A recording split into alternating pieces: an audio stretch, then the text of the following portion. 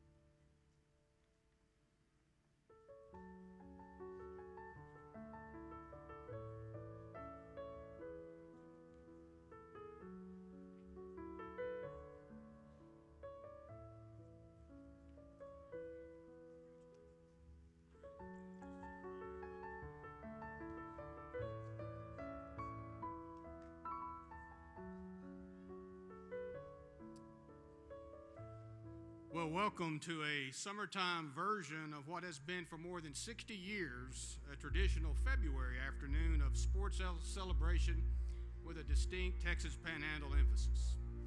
Welcome to a gathering where the best of today and the best of yesterday are honored among their family, friends, and probably even a few rivals. Welcome to an idea that has stood the sometimes harsh test of time. Welcome to the 65th annual Texas Panhandle Sports Hall of Fame ceremonies, or if you've looked in your program, as it's better known this year, the Randall High School Athletic Banquet. Either way, it's a June afternoon to recognize athletic achievement and honor athletic history. You know, for 62 years or so, this was normally held on the second Sunday of February. But there was this thing called the COVID pandemic in 2020 and 2021 that forced us to push the date back to make something like this possible. And so now in mid-June, at the end of the sports calendar year, it just kind of seems like a logical place and time to put a bow on the sports year. But no matter the time, this is 65 years, 8 different decades. That's a long time. The Hall of Fame is eligible for Medicare. It can retire if it wants, but not this year. There's way too much to do. So for the 65th time, folks just like you have gathered to reflect and to honor the local greats who have earned induction into this shrine that will total by the end of this afternoon to 201. Now think about it. Out of the thousands and thousands of athletes and coaches who have been inducted, and it goes back to 1936, we are just now creeping over a select 200 for this shrine. And we'll also honor the current crop of athletes and coaches who add to the rich sports tradition of the Panhandle. This afternoon, we'll induct number 197, 198, 199, 200, and 201 into the Hall of Fame. And that is pretty unique for this little top of Texas. There aren't many regions which have something like this, or certainly something like this for this long. Well, there is one because Put Powell, a longtime Globe News sports columnist, and advertising executive John Heatland put their energies and ideas together in the late 1950s, enlisted the sponsorship of the YMCA, and built something a little special, a lasting tribute to sports and the men and the women who play it in the Panhandle. After their deaths, the batons were picked up by others.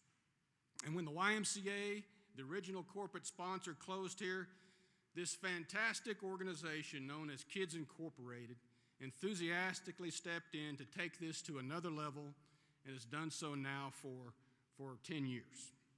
65 years later, it's still going strong. It's going strong because the Hall of Fame is not so much about plaques and pictures on a wall, although they are certainly enshrined in Kids Inc., but it's about people, Panhandle people. It's about athletes and coaches with many of the same dreams and goals, and when their time is done, others take the stage with those same dreams and goals year after year and decade after decade. Many of you in the audience are their support system. Those on stage here would be the first to say that they are, in so many words, a tree with a deep root system that extends to coaches and parents and wives, husbands, older brother or sister, friends, and certainly to teammates. Many of you have played a big role in their lives, are here today, and in many ways this award is yours as well.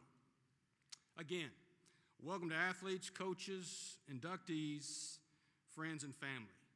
You'll be glad you gave up a portion of your Sunday afternoon to be here. Now, to provide a welcome and a voice our invocation is the Executive Director of Kids Incorporated, Mr. Jimmy Lackey.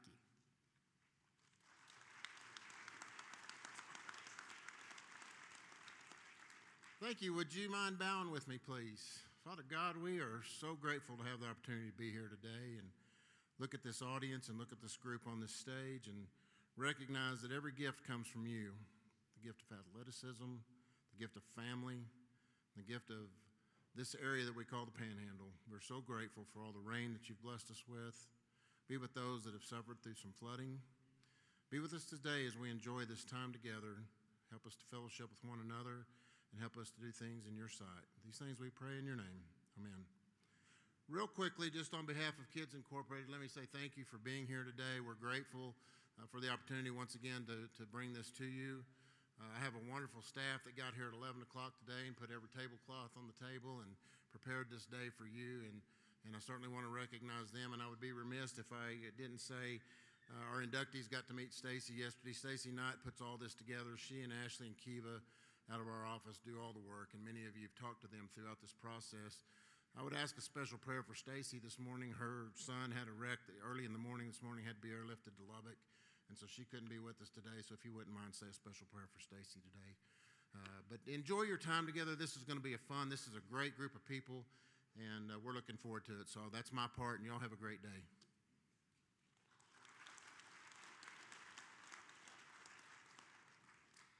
You know, instead of saving the best for last, as has been done seemingly forever, and ending the ceremonies with the installation of the inductees, this year we're spreading out the best in the beginning, in the middle, and at the conclusion as we gradually add to this group of 5 to the previous 64 classes into the Panhandle Sports Hall of Fame. You know, there's something unique about the Panhandle, and if you've lived here for any length of time, you know that. Maybe it's the location. Maybe it's because we're often an afterthought of the bigger populations downstate. Maybe it's because we have to fight a lot harder for what we would deserve. But there's kind of a togetherness, a sense of oneness, of unity that exists here that's hard to find in other regions. You know, there's an unmistakable pride in the Panhandle, perhaps born of where we are. But when an athlete or coach excels beyond our region or within over a period of time, they no longer have hometowns. They're just from here. And in a way, they're a part of us. So in a simple yet sincere way, every year since 1959, we honor them the best way we can. You know, this is nice, but it's not overly elaborate because we've never been too pretentious up here. Really, we just want to say thank you. Thank you for all you've done.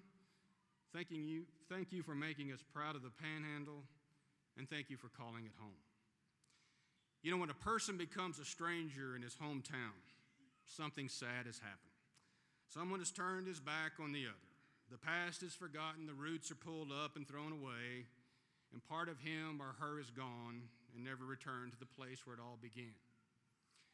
On the other hand, I can think of no better honor than from those from where you grew up, where your career started, or where it continued for as long as it could. It's a place where you ran on country roads and cinder tracks, setting a state record in high school and then going on to win multiple conference championships in college and become the area's top distance runner ever. It's a place where you drove halfway across the country to play college basketball, never left, and became the all-time winningest coach at not one, but 2 area universities. It's a place where you learned the game of volleyball, dominated locally, went on to excel on a national championship team and win all conference honors, and then go on to coach the sport. It's a place where you discovered the love of football, excelled in high school, and took it to the next level at college and in the NFL.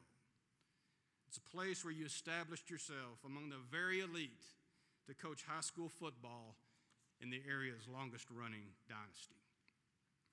To be honored by your hometown says a lot about you as an athlete and a coach, but it says so much more about you as a person.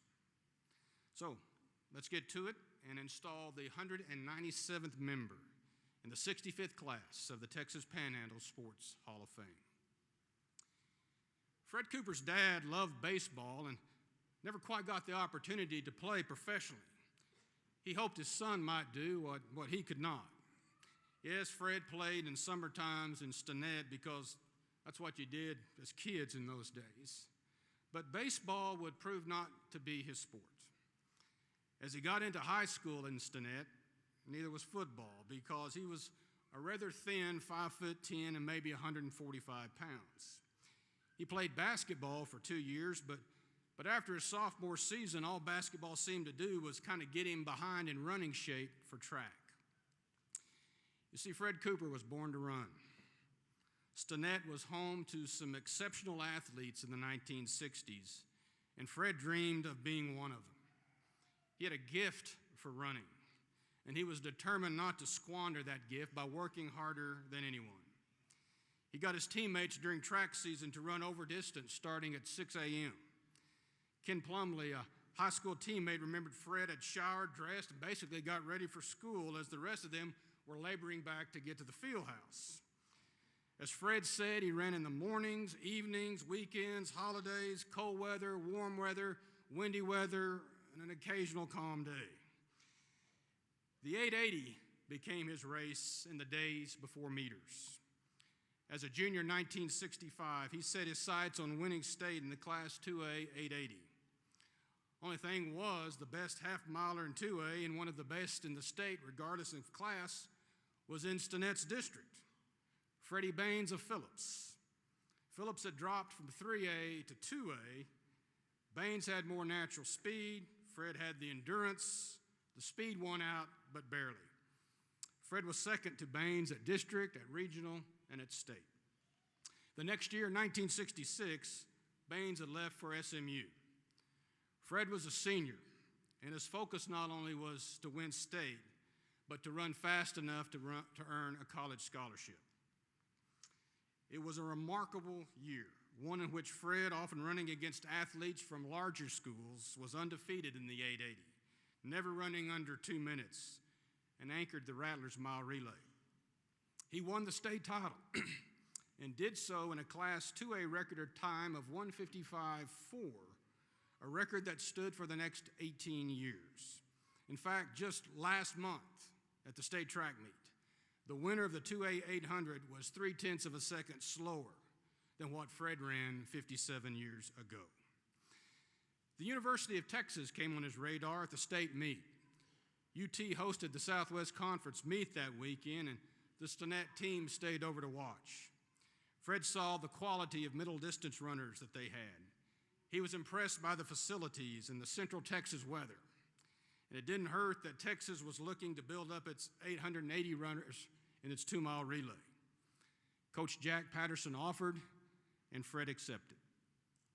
Now, it's easy for a small fish in a big pond to get overwhelmed, but Fred thrived in that environment.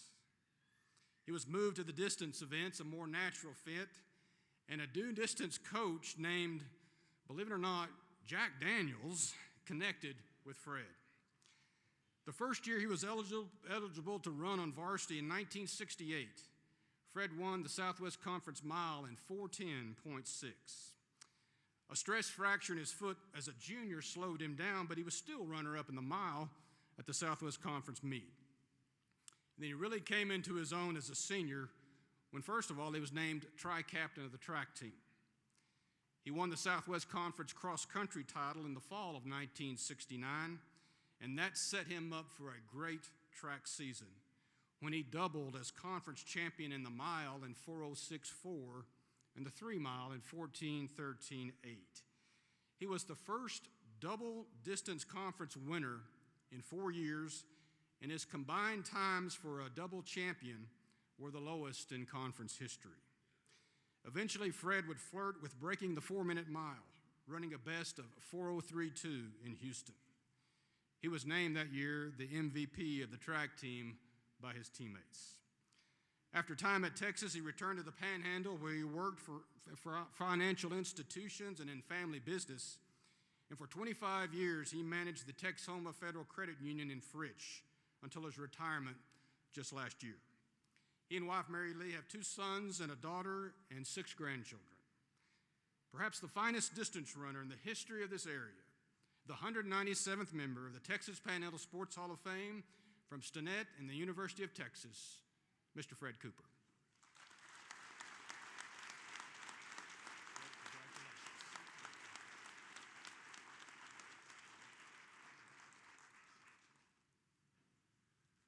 Well, right off, I have to apologize because a little bit of what I'm about to say is going to be repetitive. John Mark did a better job of describing me than I can. So I apologize for that. I would like to thank Kids Inc., the selection committee, and everyone at Panhandle Sports Hall of Fame for this amazing honor. I'm truly humbled by this incredible experience. To have my name included with those men and women past inductees is indeed a privilege and an incredible honor. Thank you once again. I was totally surprised when I received the call earlier in the year to inform me of my selection to the Hall of Fame. Having this happen to me at this point in my life probably makes it even more special than it could have been if it would have happened a long time ago. At my age, everything special seems to have more meaning now, and this tremendous honor puts a wonderful exclamation point on my athletic career.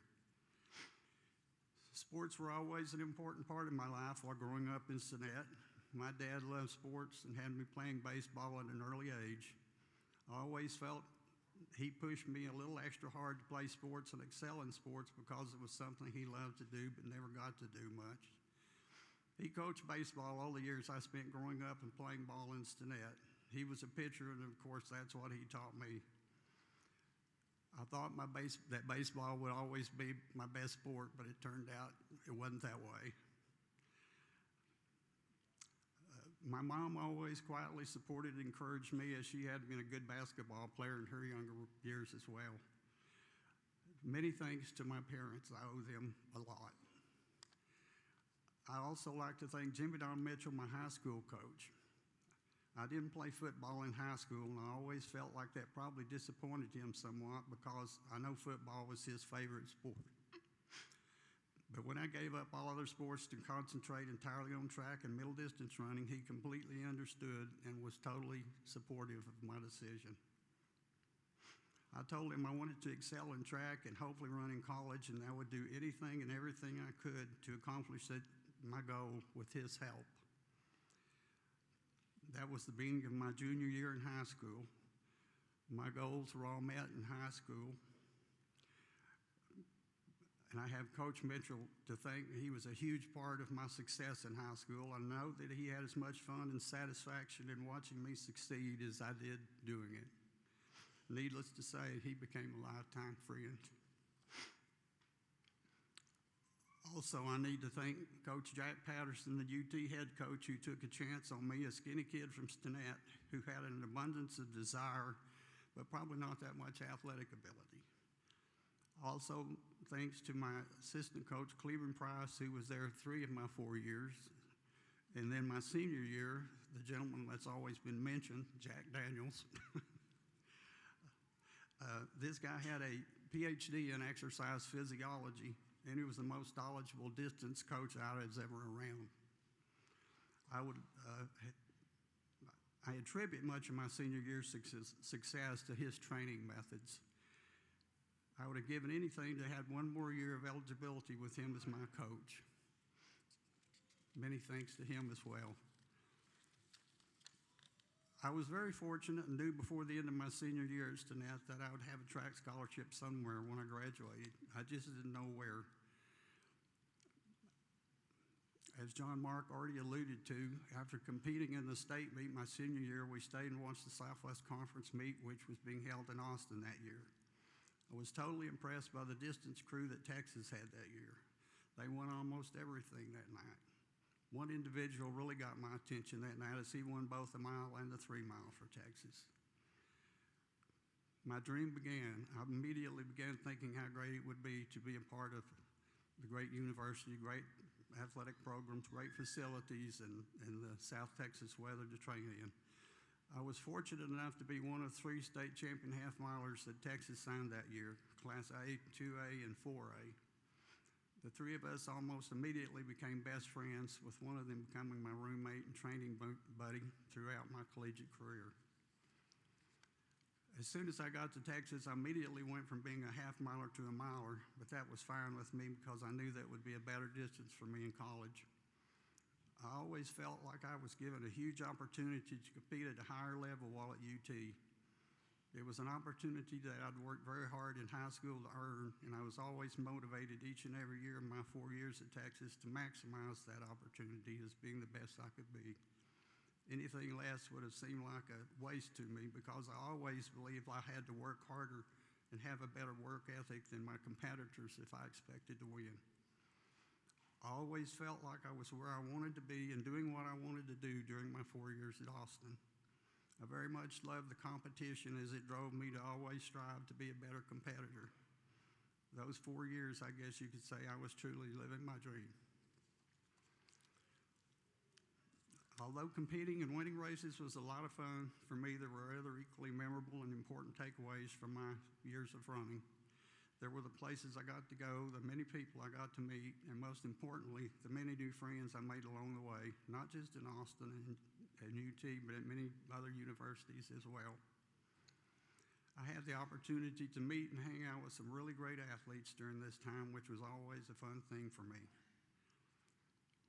Several of those friends became my lifetime friends, and for this I'll be forever grateful. I still enjoy going to the Texas Relays and the Letterman's Reunion. My friends and I all enjoy sitting around sharing pictures of our grandkids and lying to each other about how fast we used to be. My final and most important thank you is to my Lord and Savior Jesus Christ for allowing me to be here today to enjoy and share this moment with you. Thank you.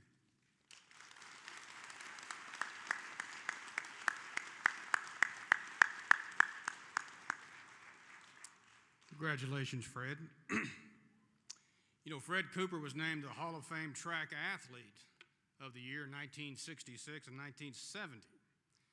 He is not the only inductee to first be recognized as a coach or athlete of the year. Far from it. It should tell you a little bit about the history of the athletes and coaches of the year. Because, see, this is a day for recognition, not just for the careers and the lives of our 5 inductees today, but the current accomplishments of some who may one day themselves be selected and be inducted into the Hall of Fame, as we just saw. It's the honoring of the coaches, but first the athletes of the year, and now 11 sports. You know, the Panhandle has always been fortunate to have some of the best coaching in the state, but that's not to diminish those who make it happen, the athletes. The best in the Panhandle had to offer in 2022-23, so let's meet them.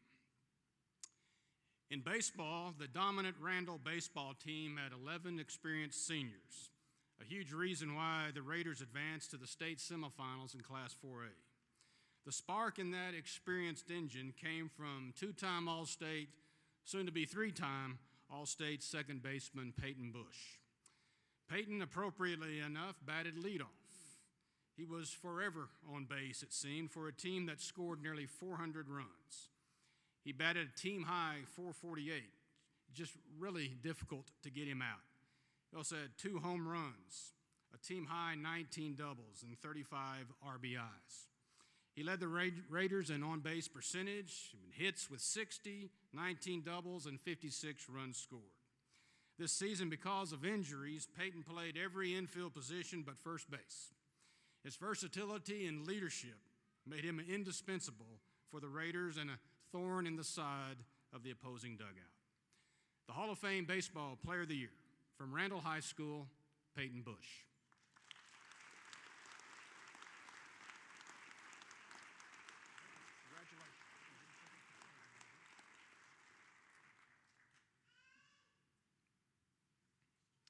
In basketball, Emerald High coach Jeff Williams, who has coached the Lady Sandys for 18 years and won 2 state titles, called Mackenzie Smith one of the top players he has ever coached.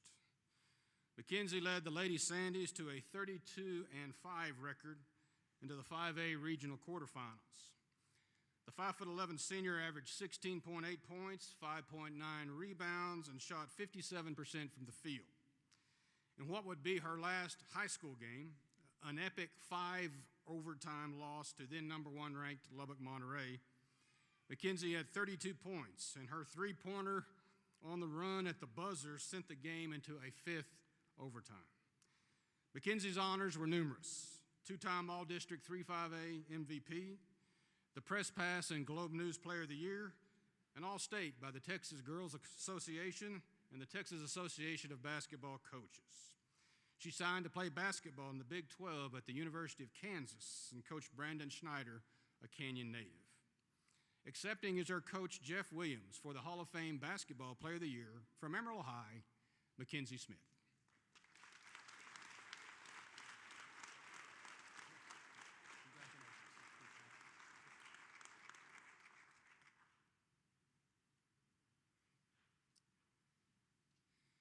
In cross country, big things can come from athletes in small towns, and there is no better example of that than Tatum Goodman of Spring Lake Earth. When she runs, her competition often is only the clock. A junior, she won her third consecutive 1A state title in November, running the 2-mile race in Round Rock in 11:11.2. Tatum was almost into her second Powerade by the time the runner-up came through 1 minute and 15 seconds later. That's good for 1A.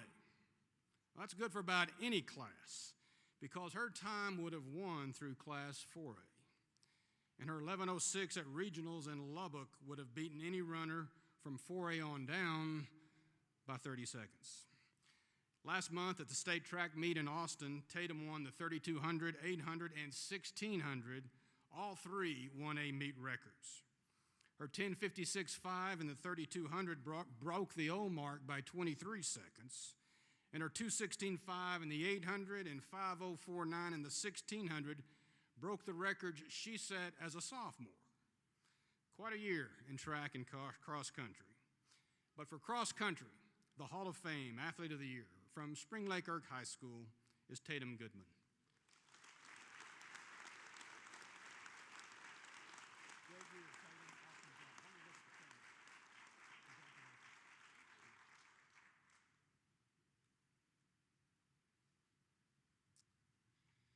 In football, Armando Lujan was a sophomore at Sunray High School last fall. You know, sophomores don't start very often at quarterback, and they sure don't put up numbers like Armando did. In fact, few quarterbacks in the country did. Armando, at 6 foot and 185 pounds, had one of the top 5 passing yardage seasons in the country, according to Max Preps and Tops in Texas in 2022. He threw 511 times, completing 311 of them for 4,476 yards, 51 touchdowns to just 9 interceptions. That weren't enough. He rushed 100 times for 783 yards. That's nearly 8 yards an attempt, and scored 6 touchdowns.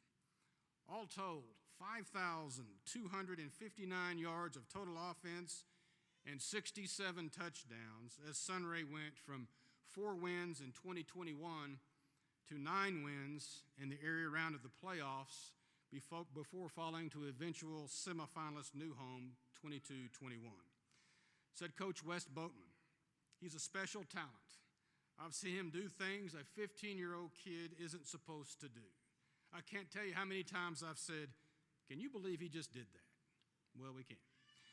The Hall of Fame Football Player of the Year from Sunray High School, Armando Lujan.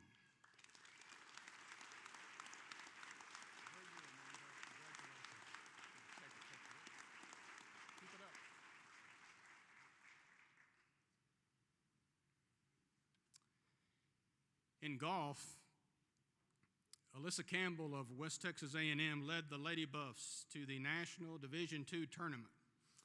And in doing so, the senior from Lancaster, South Carolina, was named first team All-Lone Star Conference, to the All-West Regional Team, and first team All-American by the Women's Golf Coaches Association.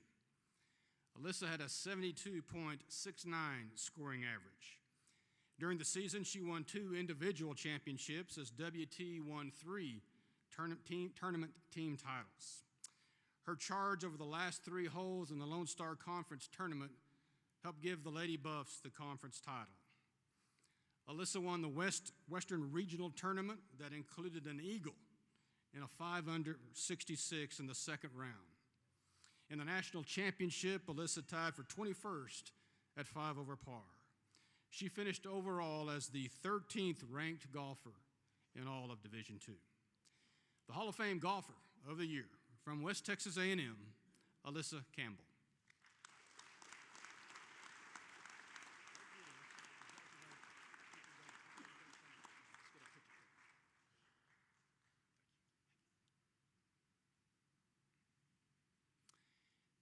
In soccer, Justin Martinez of Pampa was an offensive force of 1 in leading the Harvesters to the District 4-4A title and a 15-7-1 record. Justin notched 51 goals in 23 matches.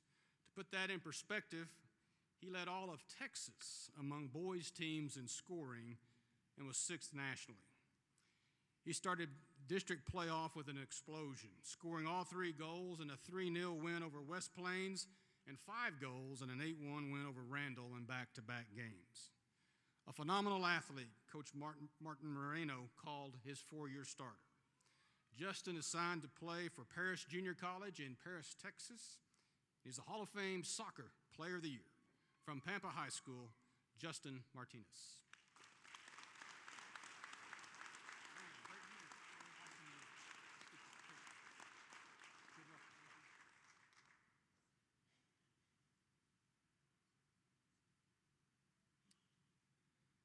In softball, Tatum Pendergraft of Amarillo High helped lead the Lady Sandies to their best season in school history, doing so at the plate, in the field, and in the circle. Tatum, a 3-year starter and district newcomer of the year as a sophomore, got better as she got older. On a 34-5 team that finished in the 5A regional quarterfinals, Tatum batted .508 with 19 home runs, 72 RBIs, and 55 runs scored. As Amarillo High's number 2 pitcher, she was 10-2 with a 1.68 ERA. When not pitching, she was playing a solid shortstop. In a win over Palo Duro, Tatum had 5 hits, 2 of them home runs, scored 5 runs, had 10 RBIs. It's a good season in most places. She was all-district, Amarillo Globe News super team, and assigned to play with West Texas A&M in their outstanding program. The Hall of Fame Softball Player of the Year from Amarillo High is Tatum Pendergraft.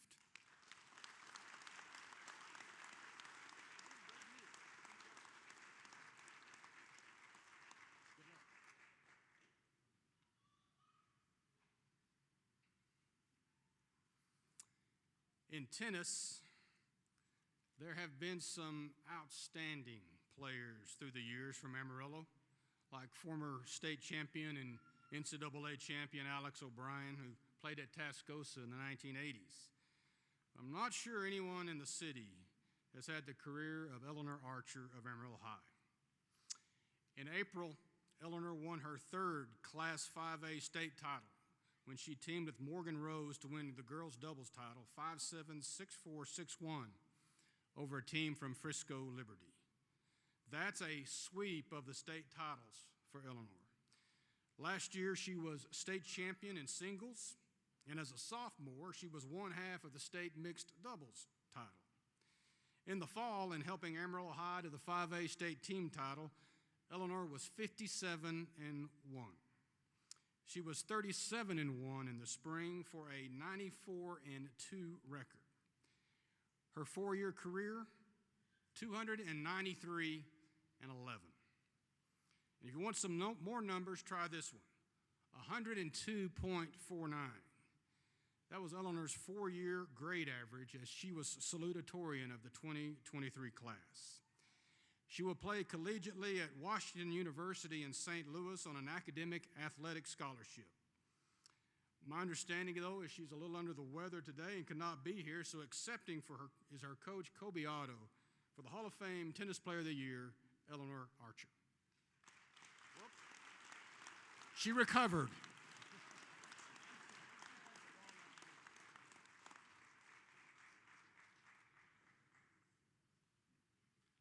See, she can do everything.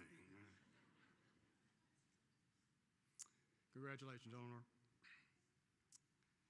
In track, Hannah Stewart of Canyon makes it look deceivingly easy. You fire the gun, you watch her pull away from the field for 4 laps or 8 laps, whatever's required. It's not easy because we don't see the work, the daily miles, the dedication. But Hannah helped lead Canyon to the Class 4A state title by dominating the 2 events that she practically owns, the 3200 and 1600. Undefeated in those races this spring, Hannah capped her junior season with a pair of gold medals in Austin.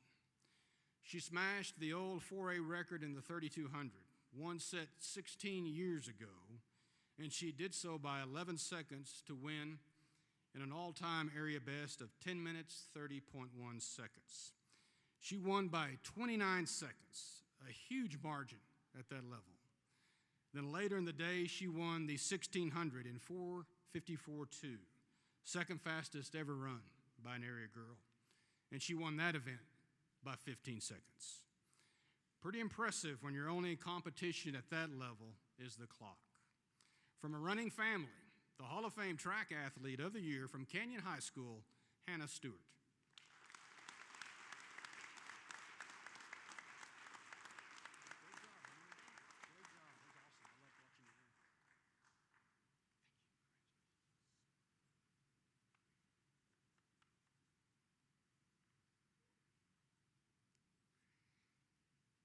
In volleyball, there were co-players of the year on the collegiate and high school level. Tori Miller, a junior from Brownwood, helped lead West Texas A&M to a 33-4 record in the 2022 Division II National Championship, WT's fifth in history. At 5'11", Tori is one of the top outside hitters in WT history. Statistically, she had 428 kills, 21 assists, 28 aces, 276 digs. What does that mean? Well, it means she was first-team All-American, the 9th such Lady Buff to receive that honor.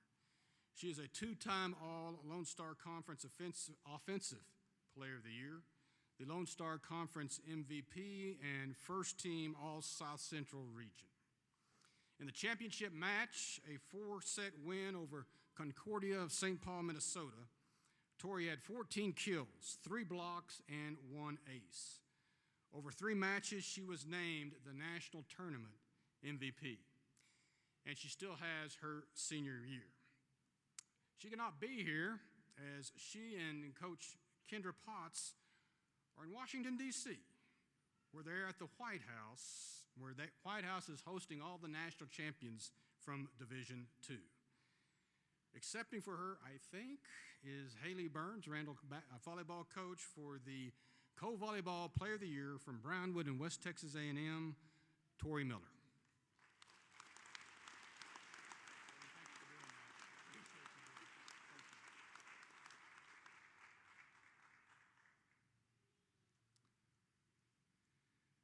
Jordan Gove was one of only a handful of returnees back for the Randall Lady Raiders in 2022. 11 seniors had left the year before, so a lot of weight was on her shoulders, and she carried that just fine. Jordan, also a 5'11" outside hitter, took her game to the next level and leading Randall to the Class 4A state championship. She was a force at the net with 678 kills to go along with 548 digs, 70 aces, and 34 blocks. Randall defeated Aubrey in 3 sets in the title match in Garland, and Jordan led the way with 12 kills and 15 digs and earning the 4A state tournament MVP. She was also first team All-State, and that goes without saying. She was the District 3-4A Player of the Year. And just in the last month, she is signed to play with Valparaiso of the Missouri Valley Conference. But like Tori Miller, she too will have another season. The Co-Volleyball Player of the Year from Randall High School is Jordan Gove.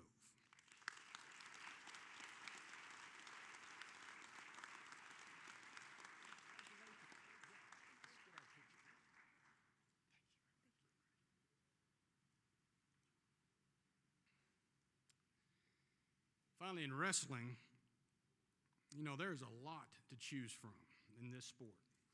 In February, 5 area wrestlers won state titles, with 3 girls and 6 boys finishing second state tournament in Cyprus. 4 matches for state titles were rematches of district opponents up here. That included Richard Davila of Caprock, who won the Class 5A 144-pound title. Richard finished his senior season with an almost perfect record, 39-1 to be exact. At the state tournament, he won his first 2 matches by pin. Then in the semifinals, he decisioned Talon Ball of Georgetown 9-4. That brought a familiar foe in the finals, Tascosa freshman Noah Santiago. not the first time that they had met.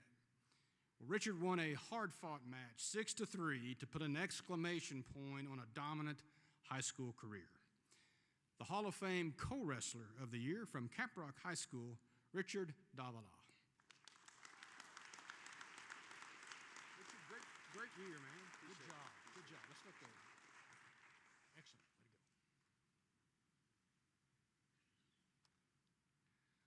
go. Andres Suarez helped Tascosa to the Class 5A state championship. As it would turn out, his title at 165 pounds was the difference in the Rebels eking out a team title. Andres won 54 of 58 matches and showed his mettle in the state tournament. His first two matches he won in a pin and a dominant 8-1 decision. In the semifinals, he faced Corey Solis from the very tough Lucas Lovejoy program. He won in a decision, 5-0. That brought the state championship match. The opponent was Efren Armendariz of Smithson Valley outside of San Antonio. Armendariz had given Andres one of his 4 losses earlier in the year. In fact, he pinned him. But it was different this time. Andres gained control early, and he was relentless. He pinned his opponent in 5:56, a win that was great for Andres, obviously, and would prove later to be even greater for his team. The Hall of Fame co-wrestler of the year from Tascosa High School, Andres Suarez. Great job, Andres. Great job, man. Tremendous. Way to go. Well, join me, if you will, acknowledging our athletes of the year for 22-23. Thank you.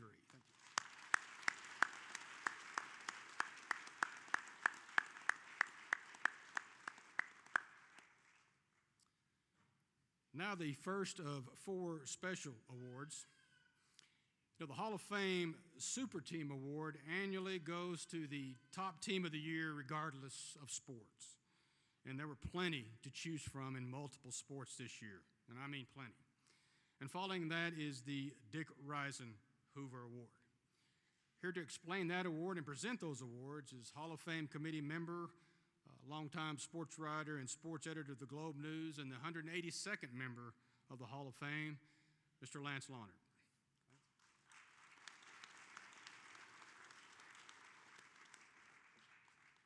Always good to be here. A little less nervous than the time I was up here doing the Hall of Fame thing, but what a class. Can we hear it for these 5? This is one of the greatest classes in the history of the Panhandle Sports Hall of Fame, and I'm an old dude. I've seen 40 of these bad boys, so I've been up here a few times, but we are so honored today to present the C.L. Donovan Super Team Award because, climbing the mountain of success and reaching the top in sports is a beautiful thing to experience. But staying at that top is a whole nother story.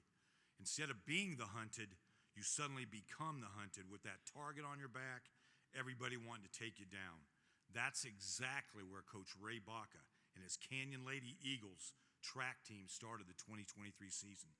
Canyon was coming off the 2022 state championship. It's where it scored 70 points, and the highlight of that meet is well documented, went viral on social media, of the 1600 relay where Avery Winfrey ran this incredible last leg. But Canyon lost a lot of those stars off 2022, so it was not a lock for them to take the 2023 state title. But as this track season progressed, the way the Canyon Lady Eagles practiced and bonded, that state championship was certainly on the horizon. First of all, they began winning meets. Canyon Invite, Amarillo Relays, win a District 4 4A title, then go down to regionals and take that title. Best news, they qualified their 1600 relay team and several individuals for that state meet. Now, Coach Baca is a little freaky in this way, in a good way. I don't mean anything bizarre here, but the way he prepares his team for state, it's like down to the minute. Like if you're in a hotel, you're not going to stand in the stands and get to watch everybody else run and take in that Austin heat. So he has everybody on a schedule, and but it works. It works, and he's done it before, and he did it this year. But more than that timeline, what Coach Baca spent the day at the Class 4A state meet watching was those Lady Eagles time and again pour their guts out on that biggest stage that is of track, that is the Texas State track meet. First of all, like John Mark said, you had Hannah Stewart, and she opened that meet in the morning with that 3,200 run. Think about that. 11 seconds off the state record, wins by 30 seconds, and just gets the team going. However, fourth place was Avery Brown, just a sophomore. So that's 14 points that Canyon gets right off the bat. Later that day, as John Mark said, Stewart doubled pleasure, winning the 1,600, and this is by 15 seconds, and that's 10 more team points. In the field events, check this out. Cashley Dickinson sets the all-time Texas Panhandle pole vault record at 13 feet 6 inches. No girl in the Texas Panhandle has ever gone that high. She ties for first, but misses out on misses. That height would have won the Class 1A boys state meet. That's how high she's going. In the discus, then Taryn Gulick earned 14 points. So you get the trend here. They're rolling. Back on the track, Kansas. She's going to University of Kansas. Avery Winfrey finishes third in the 300-meter hurdles. All of us would be thrilled. She is ticked, okay, because she's used to winning that race. So what does she do? She takes it out on the throws with a little vengeance the last two races. She wins the 800. She anchors the 1,600 to a gold medal. Also in that 800 meters, though, freshman Addison Bristow finishes second to Winfrey. Check this out, 7/100ths of a second. So she earns a silver medal, 8 points, and puts her name on the statewide track scene. She also added Bristow added that real strong leg in the 1,600. So you had Bristow, Talia Solis, Brooklyn Kinsey, and Winfrey win the normally tight 1,600 by 3 seconds. So when all was done, Canyon not only defended it, they dominated it. Lady Eagles finished with 80 team points, 32 points ahead of second place Paris. Here's where it is in history, though. Canyon joined only 3 other teams in the history of the Texas Panhandle girls' history of track to go back-to-back state titles only once in the last 39 years. So easily the 2023 Panhandle Sports Hall of Fame Super Team of the Year goes to these Canyon Lady Eagles track team, and accepting will be Canyon assistant track coach Matt Spears.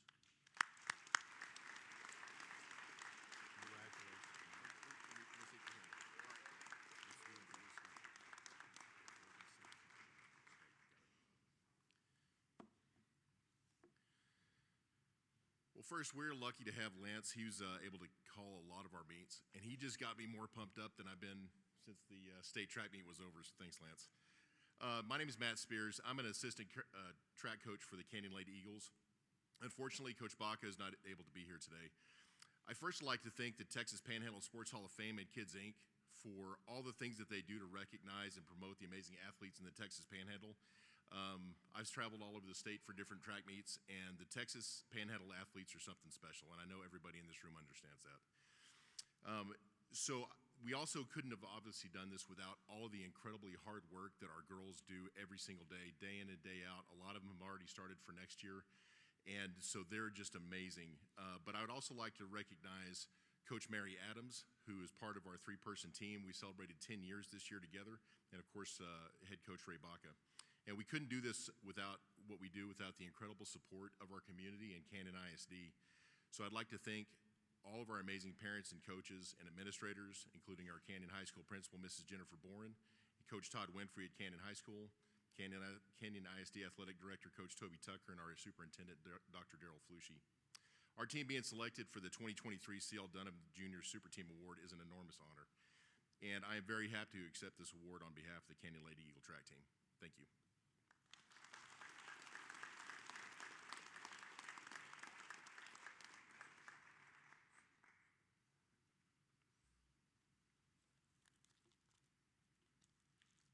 Next up, we have the Reisenhoover Award, and it's named after Dick Reisenhoover. Great stories, Childress High guy, had a dream to play professional baseball, didn't quite make it, decides to get in broadcasting. Long story short, he comes to Amarillo at KGNC. He becomes the Texas Rangers play-by-play guy, and unfortunately, 4 years into that, he passes away because of cancer. But his story is simply this. these people, these athletes and coaches and everybody from the 806 who go on and bring national attention to our area. And that's what the Rising Hoover Award's about. We have people like Pro Wrestling Hall of Famer Terry Funk. He's from right here in Amarillo. The 1974 American League Rookie of the Year was Mike Hargrove. He's from Perryton. You have Ryan Palmer's been on the tour, pro golf tour now 20 years. He's from Amarillo High. Just this year, in August, going into the National Football League Pro Football Hall of Fame is Zach Thomas from Pampa. And then Joe Lombard's a member of this Panhandle Sports Hall of Fame. He's out there today. He's in the National Basketball Hall of Fame by way of Nazareth and Canyon. And then Brandon Slay of Tascosa, speaking of great wrestlers right here. He was the 2000 Olympic gold medalist. So the achievements out of the 806 are impressive. This year's winner adds to this remarkable list and then some. He spent almost half of the first 6 years of his life bouncing around refugee camps in Laos, Thailand, and the Philippines. At age 7, he finds his way to the United States with basically his clothes on his back with his family. They won a lottery, believe it or not, by the Catholic missionaries to get here. He was then blessed by a man named Brady Durrett. I know he's glad I brought that name up, who would coach him, give him rides. He fell in love with sports to all kinds of Kids Inc. games, and mainly football was his love. And when he fell in love with football, he fell hard. He, despite not being the biggest cat on the planet, he was a star cornerback at Paladuro, all district there, and Doug James just loved this guy. He played with heart. Not like the majority of us, not good enough to go on to college and be an athlete, but still great education at the University of Colorado. Dabbled into officiating a little bit there, and then moved back to Amarillo. So his first game, big time, right? 6-man football game right here in the Texas Panhandle. He officiated that. Moves up to Division II Lone Star Conference games, Big 12, Bedlam games, Oklahoma State, the Red Rivalry, the Red River Rivalry, Texas OU, bowl games. You can go down the list. He's done a lot there. And then during those winter months, of course, he big timed everybody. Not at all. He refereed high school basketball games here in the Texas Panhandle. This is the kind of guy he is. But here's the deal. Last year, he spent the 2022 NFL season as the first ever Asian American, he likes to call it American Asian, official in the history of the NFL. He's humble, he's kind, his name is Lovan Pham, and here's what NFL Films had to say about him.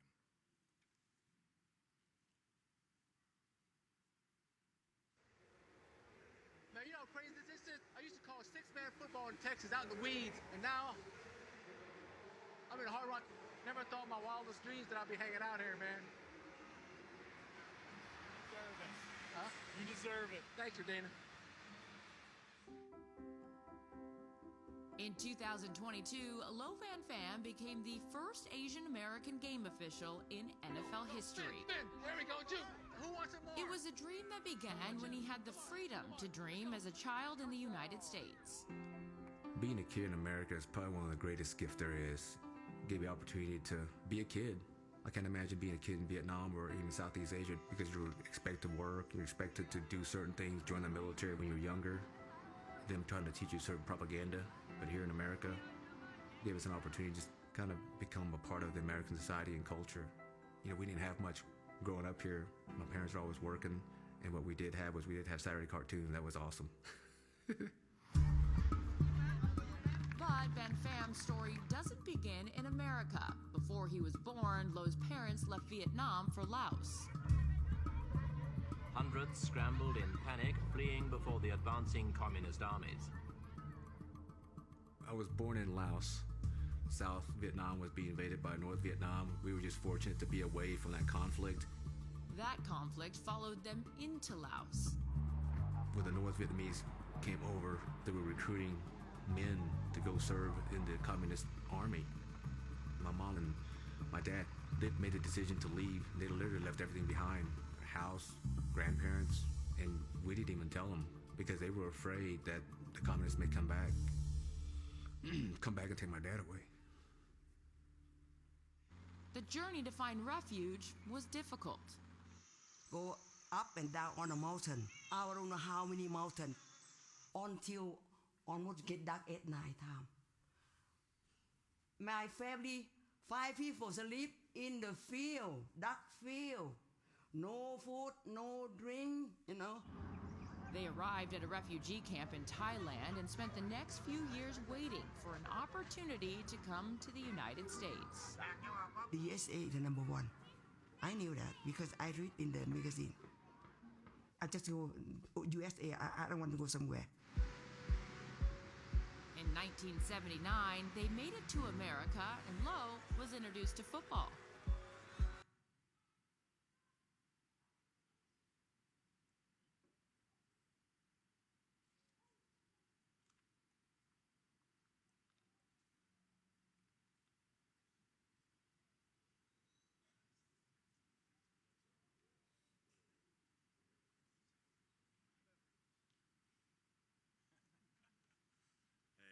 Internet, you know, when you want it, it's not there, man.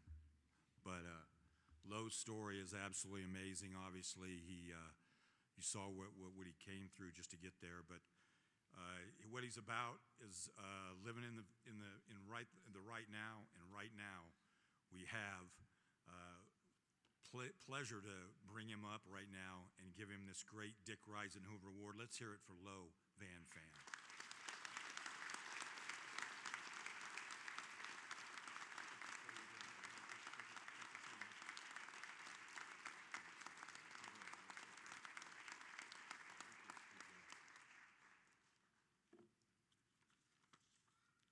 Wow, what an honor. What an honor to be here. First and foremost, I want to thank God.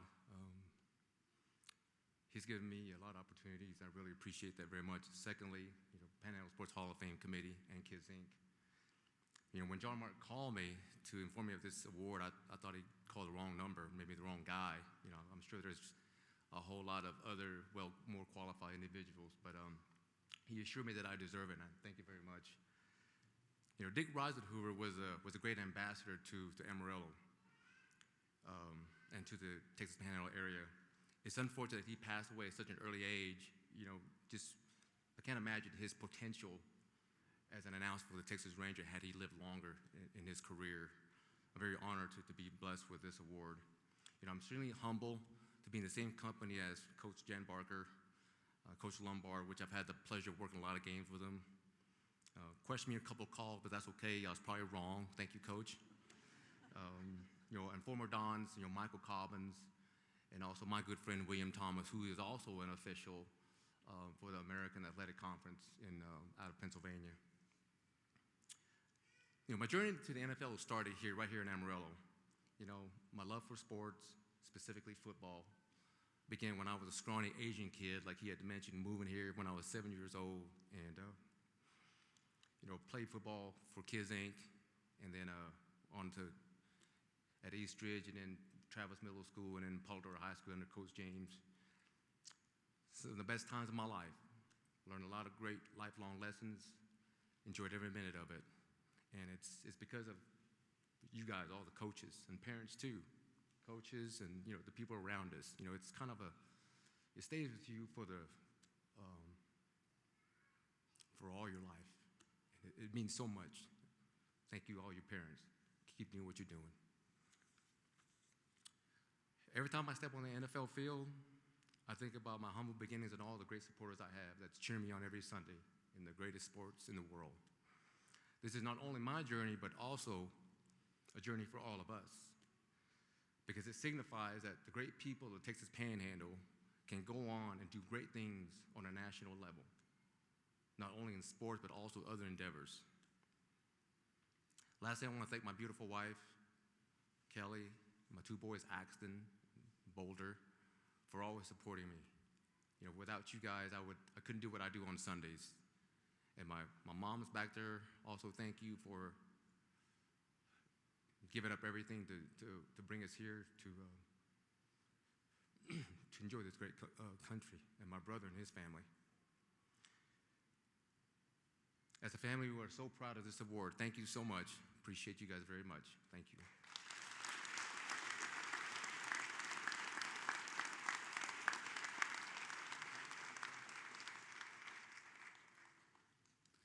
Just want to show you what kind of special place this is.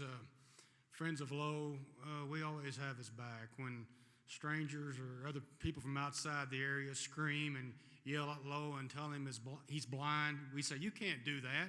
Only we can scream and yell at Lowe and tell him he's blind. So Panhandle's a very special place.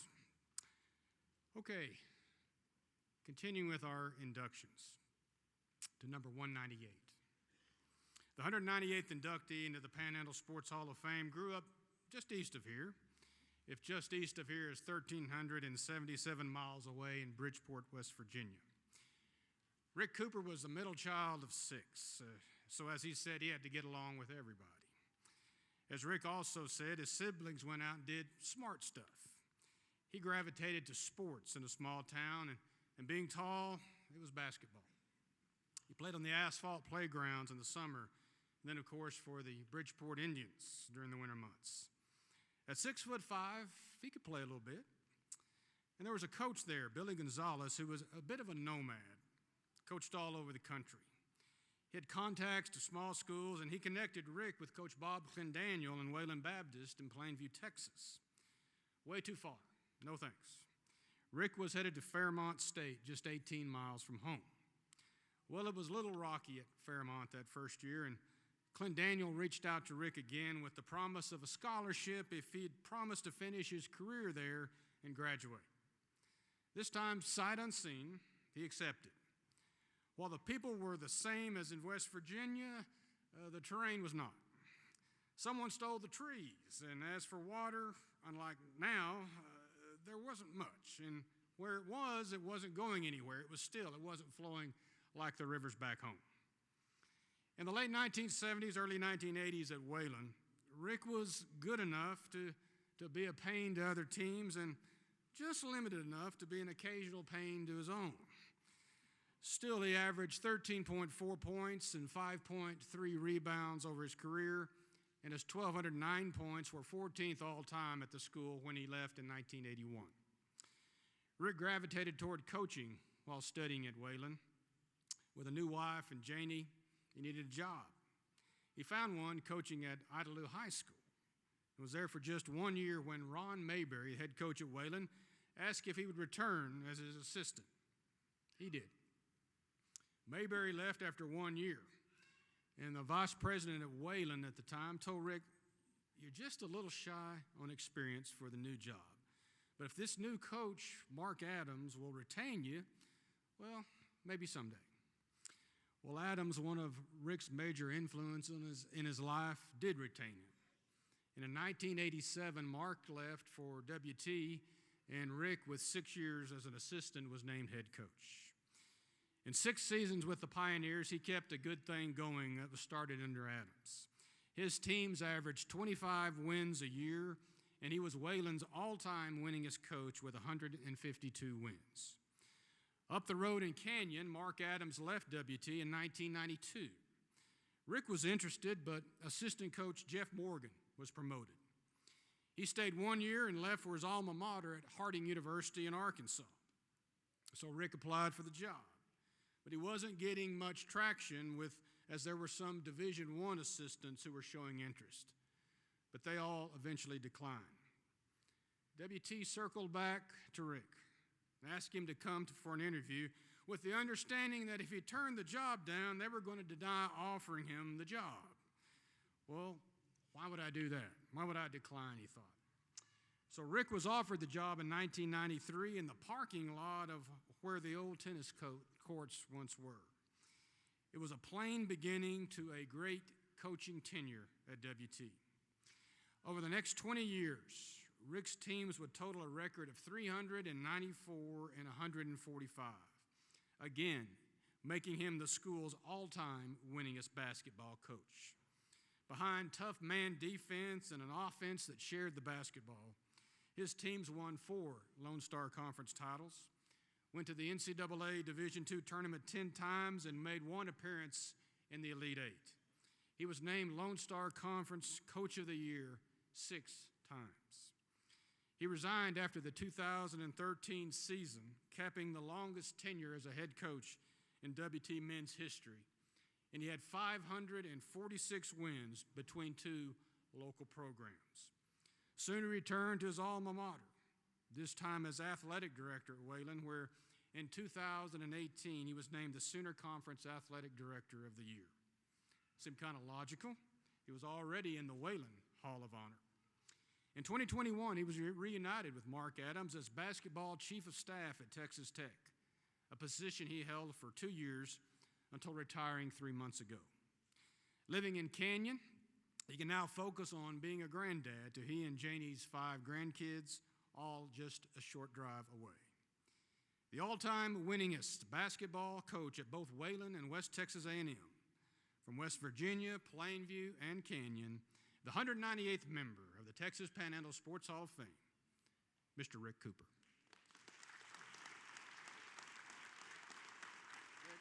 Very cool, man. Let's look at the camera here. It's all yours.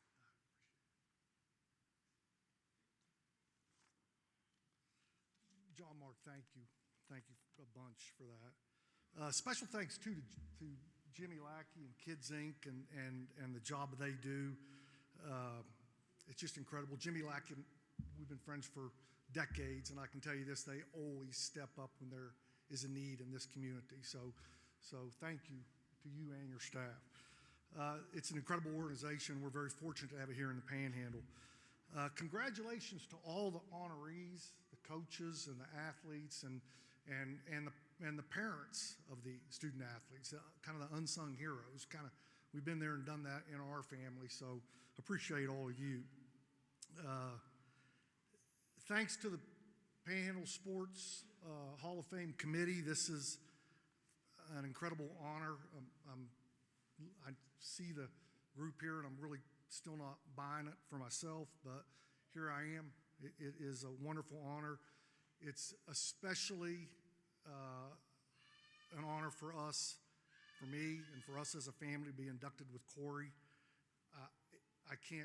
We are so very proud of her and the person that she's become. It's tough to imagine that something like this for me could be made an honor like this could be made any more special than it already is, but going in as the same class as Corey has done just that.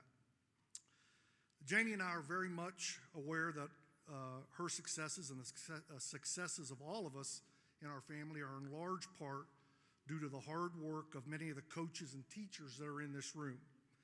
We are extremely grateful to the positive influence that all of you have had on our family. John Mark mentioned that I've had several roles at a few places here in the Panhandle over the course of my career. I've been able to see athletics from multiple perspectives,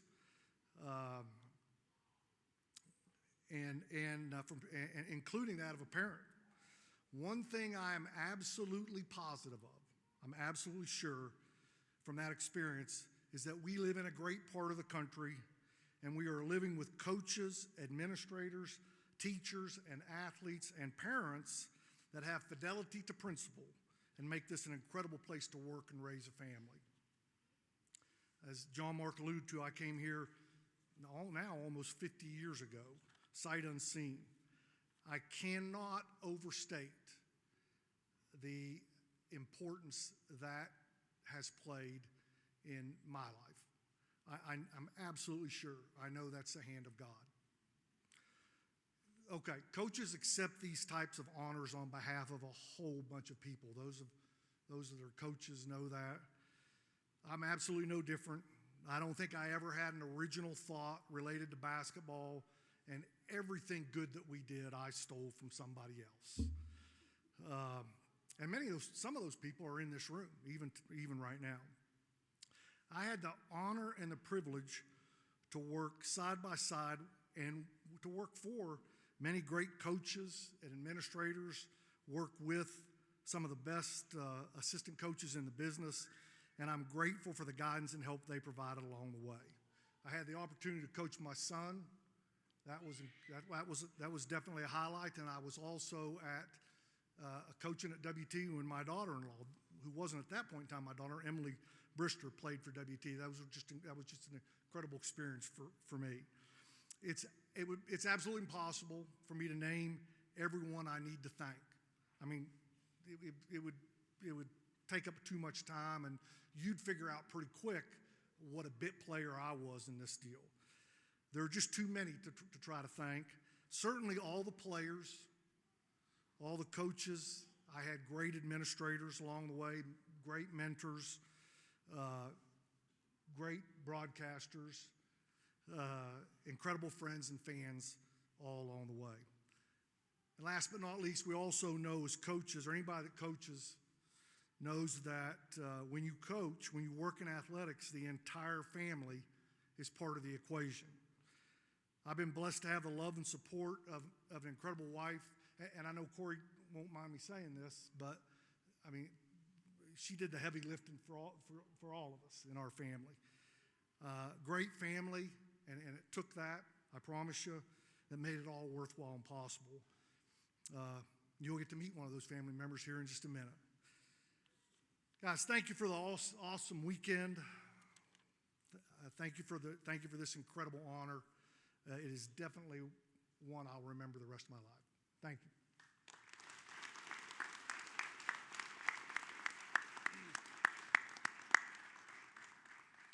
Congratulations, Rick.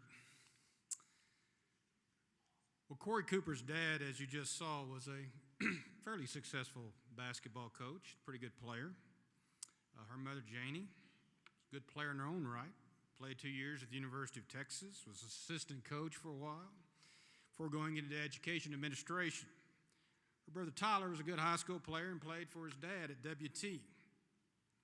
Corey is tall and athletic, and you would think the good Lord opened the heavens and said, "Ye shall be a great basketball player," except the good Lord said, "Ye just do whatever you want to do."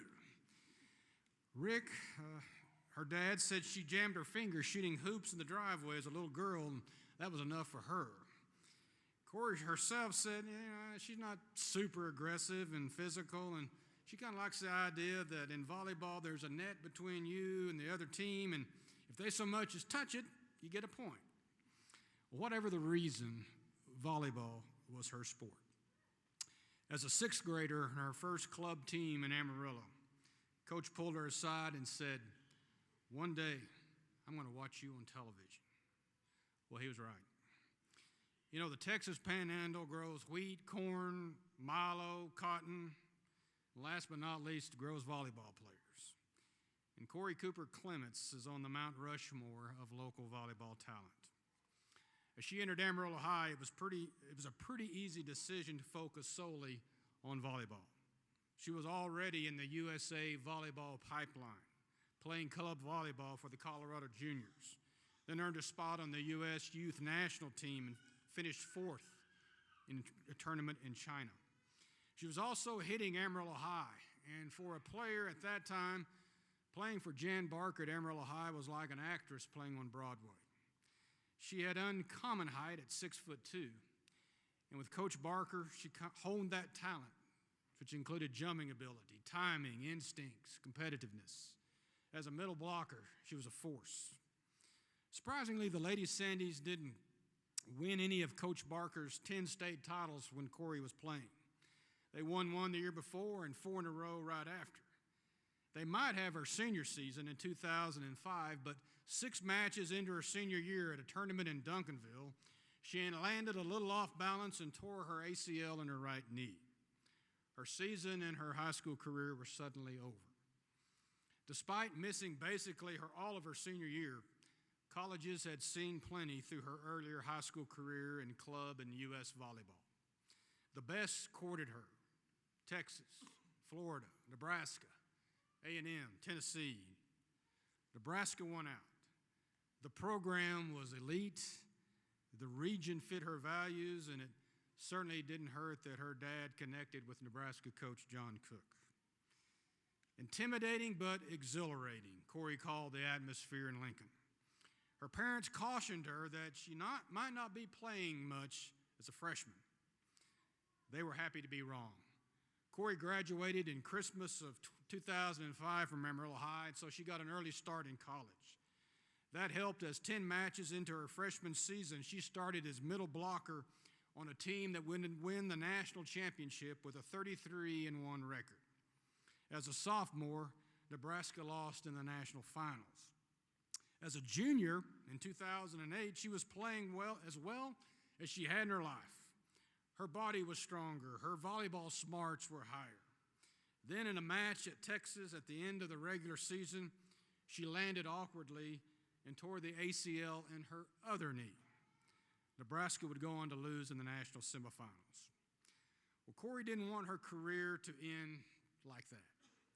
It eventually took 3 surgeries and immense rehab. She was not released medically to start her senior season, but worked her way back into the lineup with a combination of mental and physical toughness to help lead Nebraska to the regional finals. In her career, in which Nebraska was 120-13, Corey was twice All Big 12, twice Honorable Mention All-American, and twice Academic All-America, as she graduated with a degree in speech pathology. Yes, those honors are nice, but so is walking into an Applebee's in a town in a volleyball-crazy state like Nebraska and seeing a mural of yourself on the wall. Corey turned to coaching for several years.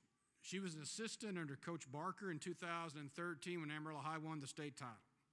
She became a head coach, first for 2 years at Grapevine, where her teams were 66-31, a year at Cedar Park outside of Austin, where her 42-12 team lost to Amarillo High in the 5A state title game in 2016, a setting that was as surreal as it was thrilling.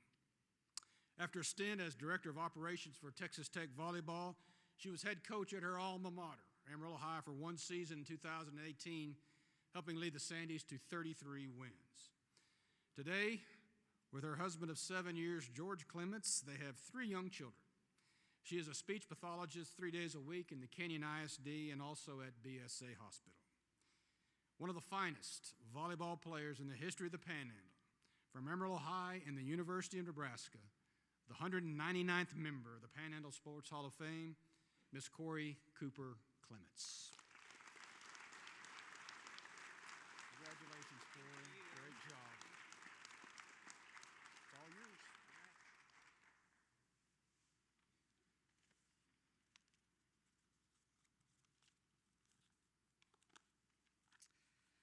I am truly honored to stand before you today and share this stage with the many outstanding athletes and coaches here today.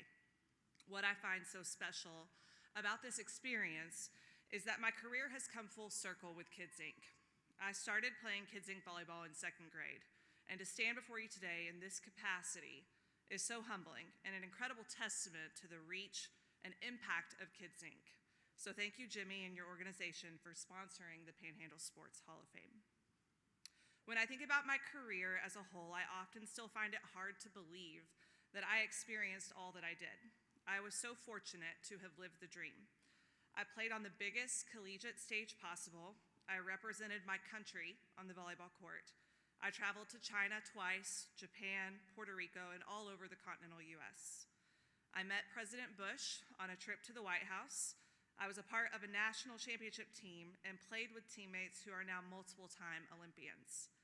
All that aside, though, I've always believed the true measure of success is not where you start, there's a fly, or where you finish, but what you do along the way.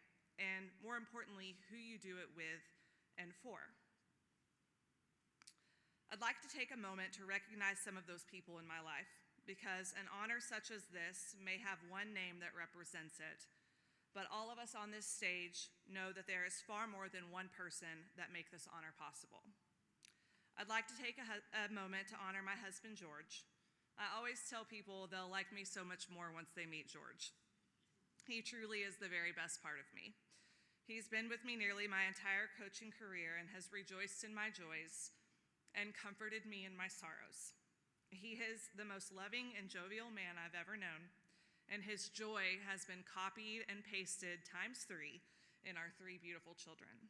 I would not be the woman, wife, and mother I am today without my better half. I'd like to thank my mom. Hey, John Mark, can we add a category in the Hall of Fame for coaches, spouses, and mothers? I can't believe that we don't have that already, because all of us up here know that those are the people that make what we do possible.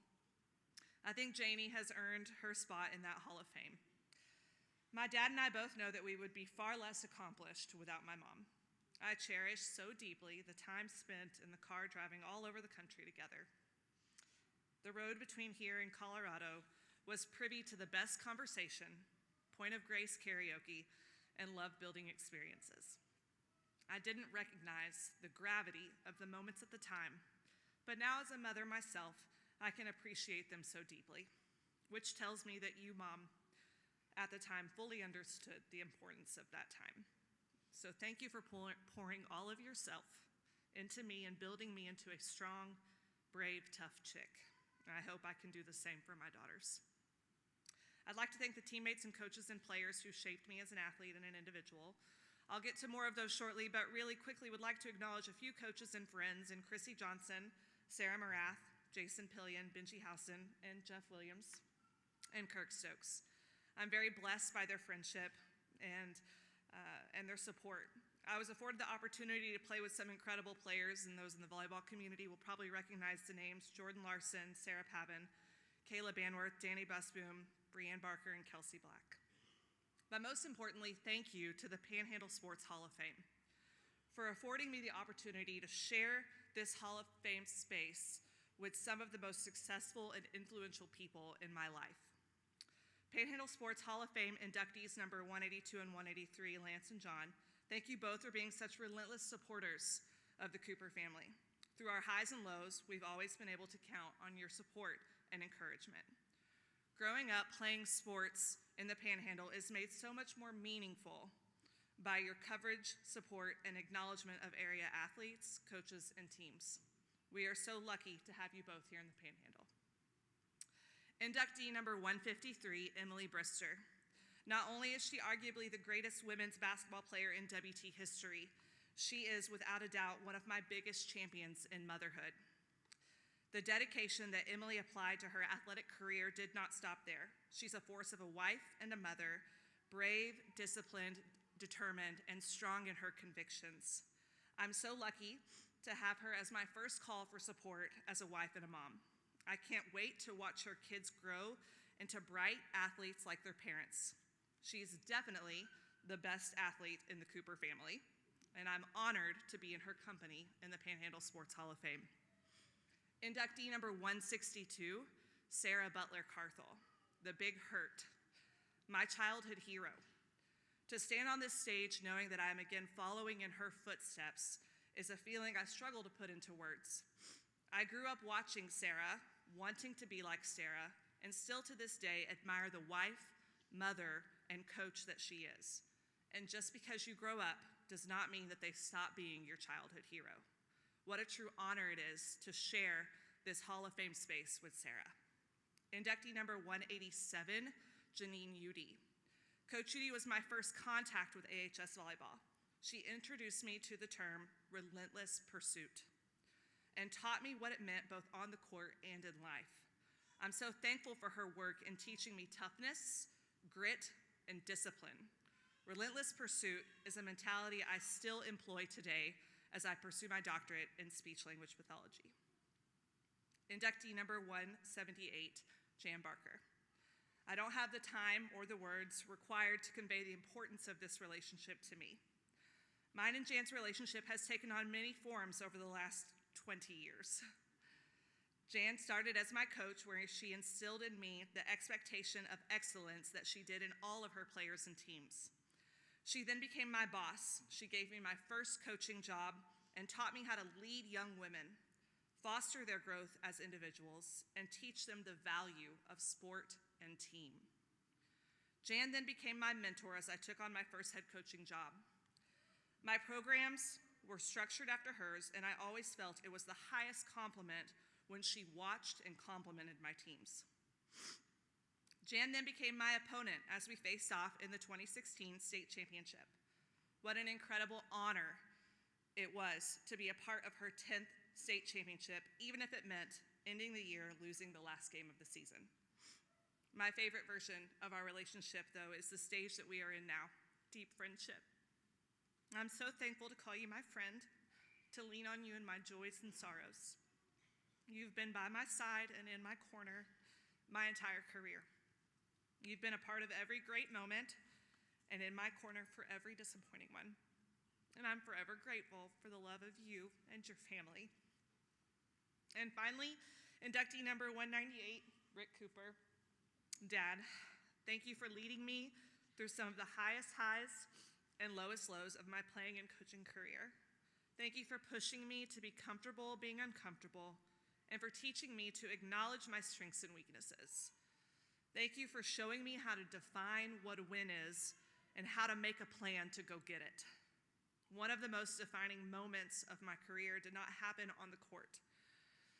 It was when you sat me down after committing to Nebraska and asked me, what are you going to do when you get up there and you don't get to play? How are you going to respond? I realized how valuable that perspective was and how fortunate I was to have you in my corner. Thank you for the immense impact you've had on basketball in the Panhandle, for contributing to a productive and powerful legacy of men's basketball for Rich and Royce to admire as they grow up here. Thank you for raising me to be strong, brave, humble, and kind, and thank you for loving my children bigger than I could have ever imagined. I'm so incredibly honored to share this special day and space with you. I am and will always be your biggest fan. Thank you all, and congratulations again to all the inductees.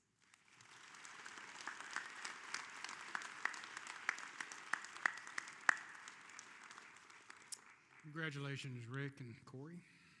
Well done. Coaches of the Year. Well, they're a mixture of patience, instruction, setting standards, knowledge. It doesn't hurt to have some great athletes on your side either. These are the Coaches of the Year for 2022-2023. In baseball, it was, as you know, it has been an athletic year to remember at Randall High School. And Corey Hamilton and the Raider baseball team ended a dominant year that will likely see Randall win the Lone Star Cup for Class 4A, which is the all-around sports trophy for all Class 4A teams in Texas. Corey guided Randall to a 38-5 record in its second trip in school history to the state tournament in Austin just last week. On March 2nd, the Raiders were 4-3 and then reeled off 32 wins in a row. They would not lose again until June the 2nd, 9 days ago, in the first game of the regional finals against Stephenville. Randall went on to post consecutive shutouts, 2-0 and 6-0, to advance to state before falling to Liberty Ilu out of East Texas in the semifinals. Randall had a plus 284 run differential over 43 games and scored 96 runs and allowed just 12 in the playoffs. In 15 years at Randall, Coach Hamilton is 367, 157, and 3. The Hall of Fame Baseball Coach of the Year from Randall High School, Corey Hamilton.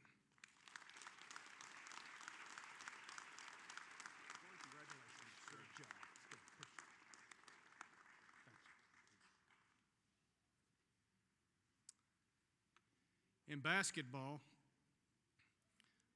Leslie Broadhurst of Randall may have privately wondered if that moment would ever come. He is the only boys basketball coach in the history of the school dating back to 1988. He has 667 wins with the Raiders.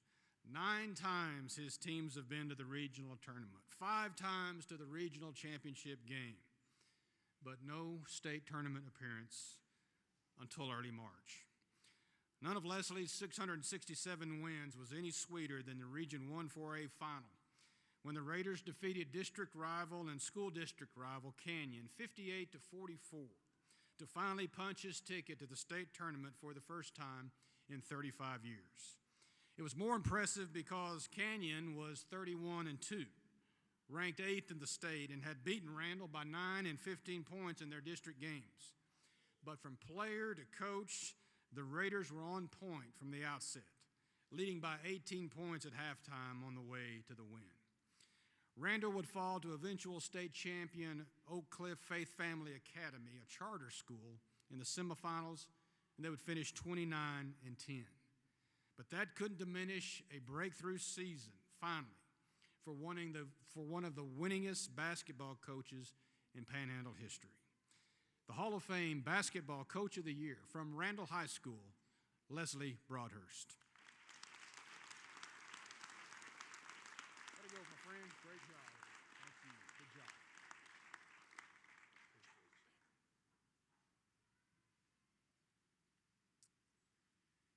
In cross country, Wes Curtin has been the head boys coach at his alma mater of Canyon for 21 years, nearly all of those years with consistently good teams.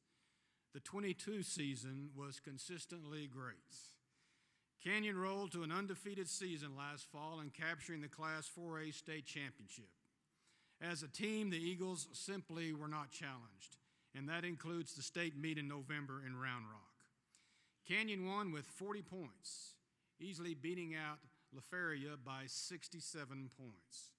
Wes has been doing this long enough that he knows how to tailor workouts to individuals and how to push and challenge while also pulling back to get the most out of them.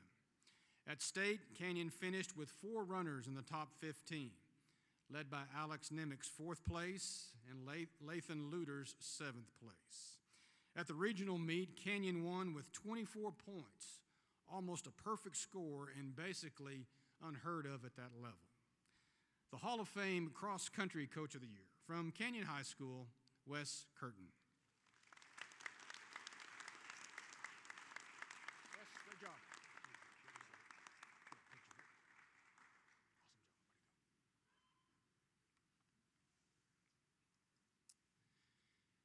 In football, taking over a first-year program in a brand-new school is exciting in that you can put your stamp on a program taking its first step.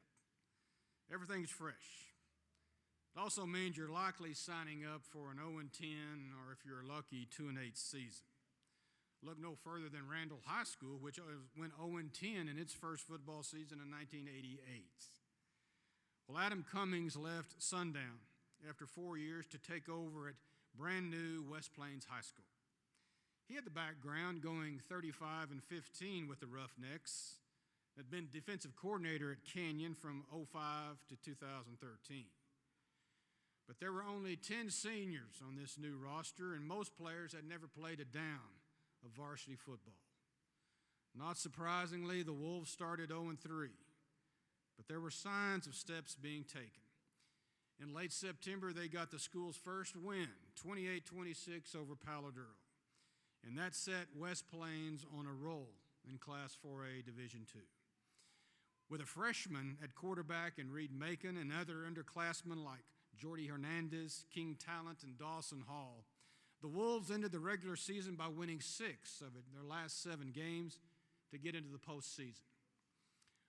West Plains rolled by Pecos 56-7 in by-district before the season ended in an area round loss to Wichita Falls Hershey. Still, a 7-5 season that turned heads by the early success and made the future look bright. Quite an accomplishment. The Hall of Fame Football Coach of the Year from West Plains High School, Adam Cummings. Good job, Coach. Great job.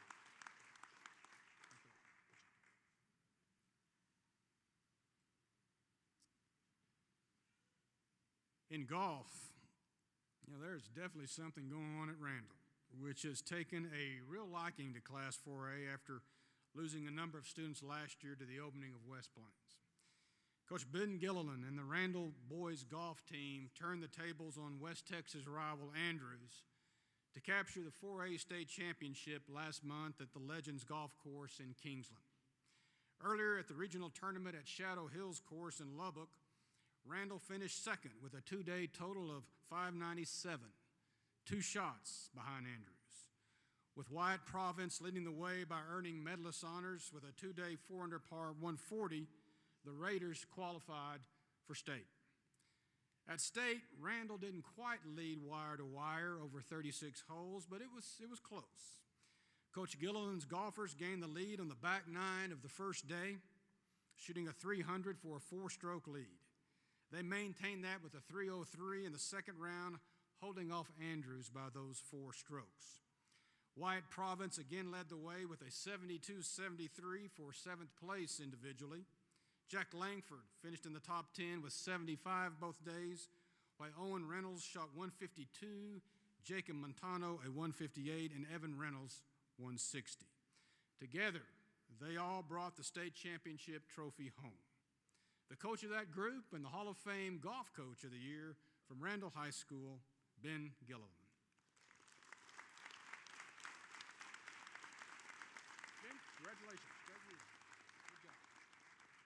Super job.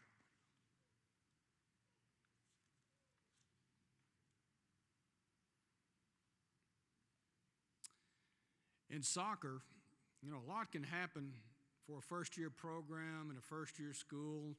It's usually not good. A year-long exception has been at West Plains, which we have seen in football and other sports have just kind of jumped in and been winning programs from the outset.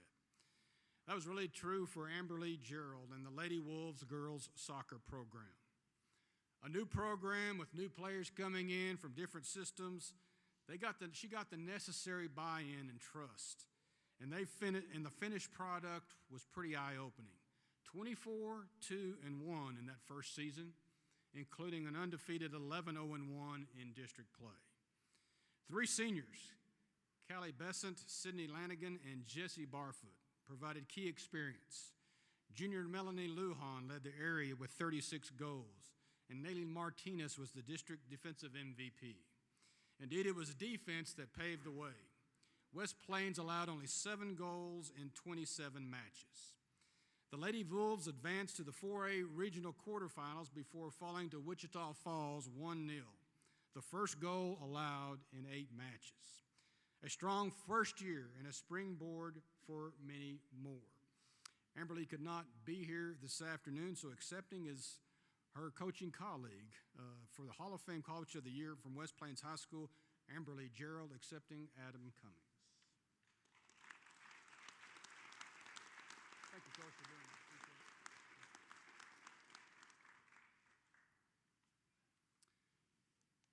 that. In softball, this region continues to get better in the sport, and Coach Ty Hubler and Amarillo High may have had the best team in the short history of softball in the Panhandle. The Lady Sandys were a dominant team, rolling to a 34-5 record into the 5A regional quarterfinals. Amarillo High outscored their opposition 431 to 115. In 23 of 39 games, they scored 10 or more runs. The Lady Sandys won 29 of their first 30 games and then advanced past Lubbock Cooper and El Paso del Valle in the playoffs before falling to Monterey 2-1, with all 3 games being by 2-1 scores. Amarillo High was led by senior Tatum Pendergraph with her .508 batting average and 19 home runs. Junior Danae Lopez, the 3-5A Offensive Player of the Year, whose 23 home runs were second in the state in 5A. And junior Tessia Guzman, who was 23-3 as a pitcher and the team MVP. The coach who pushed all the right buttons, the softball coach of the year from Amarillo High, Ty Hubler.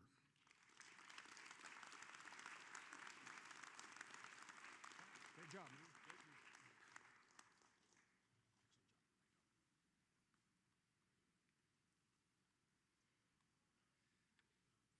man. In tennis, for Kobe Otto of Amarillo High and Darby Norman of Randall, it wasn't quite like the old song, anything you can do, I can do better, but maybe anything you can do, I can do too.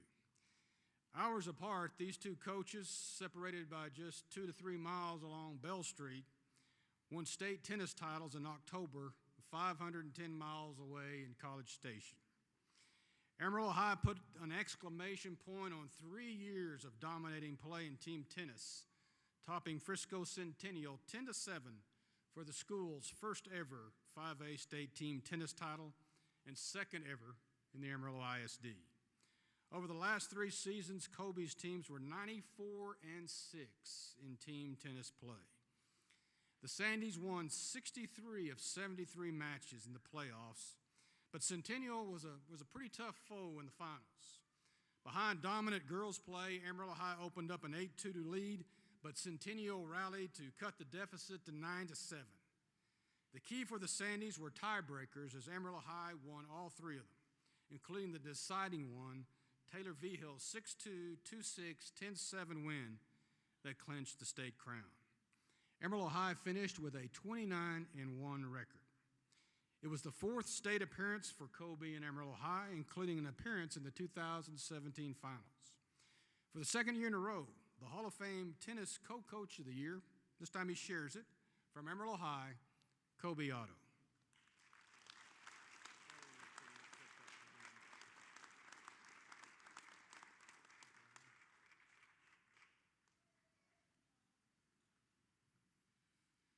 You'll be shocked to learn that's not Kobe Otto.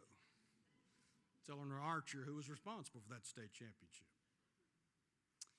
You know, in the long coaching career of Darby Norman, the 2022 fall team tennis season will be one that stands out above all others. It would be impossible to be more dominant or more dramatic than last fall. The Raiders dominated their season from the outset, winning team match after team match. They were 29-0 heading into the Class 4A playoffs. Much like Amarillo High, Randall dominated whoever had the misfortune on being on the other side of the net. In the postseason, Iowa Park, Brock, Vernon, Andrews, Wichita Falls, and Lindale fell by a combined 78 match wins to 7. The 10-1 win over Lindale in the 4A semifinals was career win number 300 for Darby. As he told his team afterward, the 300 win is amazing, but 301 is going to be even better. Well, Bernie, the opponent in the finals, proved to be almost equal to Randall. It took two gutsy comebacks in the super tie break to make the difference. One was in boys doubles where Carson Dias and Bryson Shelton rallied from being down 9-6 to win, and the other was Ella Hester down 9-4 in singles. And you'll hear a little bit more about her in a few minutes. The end result was a 10-8 win and Randall's first ever state title and a perfect 35-0 season for the Raiders. The Hall of Fame Co-Tennis Coach of the Year from Randall High School, Darby Norman.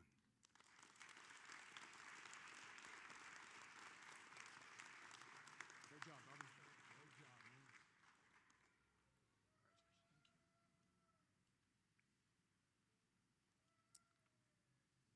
In track, for Ray Bach of Canyon, the 4A state championship for his Lady Raiders was the second in a row and third in 4 years, and one, as you heard earlier, pure domination.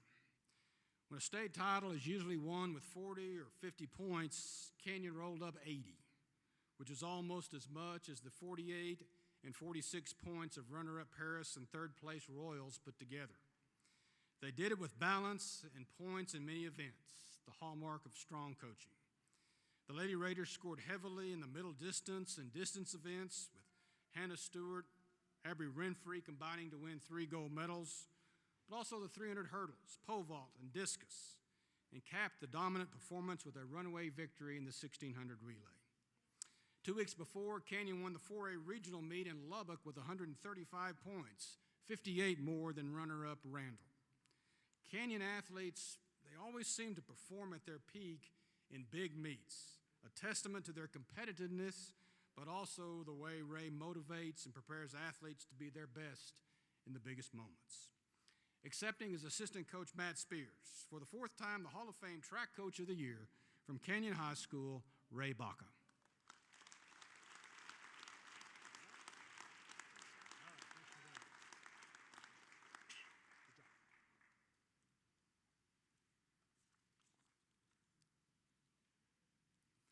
In volleyball, Kendra Potts continues to write her name all over the pages of West Texas A&M volleyball history. 20 years ago, as Kendra Morgan from Amarillo High, she was a 3-time All-American for the Lady Buffs.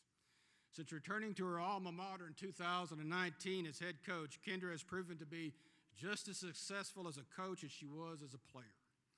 It was capped in December when WT won the school's 4th national championship in volleyball, but first in 25 years. At one point, WT was 7-4, but caught fire, gelling at the right time and playing with more confidence and a higher level as the season progressed. WT would win its last 26 matches in a row for the Division II championship. Led by Tori Miller and freshman Tatum Stowe of Hereford, WT was 16-0 in LSC play. In South Central Regional, they were the number 2 seed, but swept the nation's number 1 ranked Metro State out of Denver in 3 sets. Despite that, they were only a number 4 seed in the national tournament. They won a tough 5-set match with Wingate in the quarterfinals and beat Missouri St. Louis in 4 sets in the semis. Against number 1 seed Concordia St. Paul in the finals, WT prevailed 23-25, 25-23, 25-20, and 28-26 for the title and a 33-4 record. For only the second time in history, 2 coaches from one program, Kendra and her assistant Casey Shingler, were named National Coach and National Assistant of the Year. Well, Kendra, like Tori Miller, is probably in the Rose Garden right now, at the White House. So to accept for her for the Co-Volleyball Coach of the Year from West Texas A&M Kendra Potts is Randall coach Haley Burns.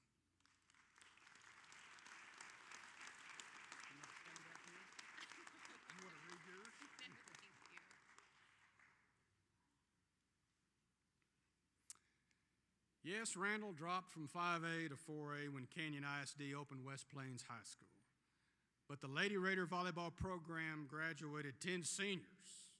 A few others left for West Plains, and Randall had only 1 returnee from a 30-15 team in Class 5A. Scary, said Coach Haley Burns, who began her 4th year at Randall, especially with just 3 seniors on the roster. A young team started 7-7, then went 7-7 against a higher class schedule. And at 14-8 and about to begin district, the young Lady Raiders under Coach Burns would not lose again. Like WT Volleyball, they would win their last 26 matches. Behind outside hitter Jordan Gove, setter Sydney Soria, and libero Tatum Brandt, they came together and got better as the season went along. They went 16-0 in District 4-4A play, beat district rival Hereford in 4 sets in the regional finals, and then swept Huffman-Hargrave and Aubrey at state to claim Randall's 2nd volleyball state title.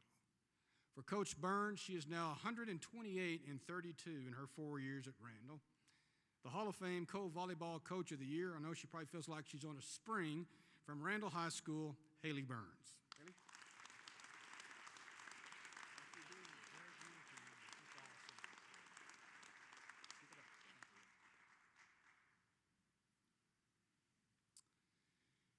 In wrestling, Joe Stafford and the Tascosa Wrestlers showed in February, if your team can be the best in the Panhandle on a big weekend, you have a good chance to be the best in the state.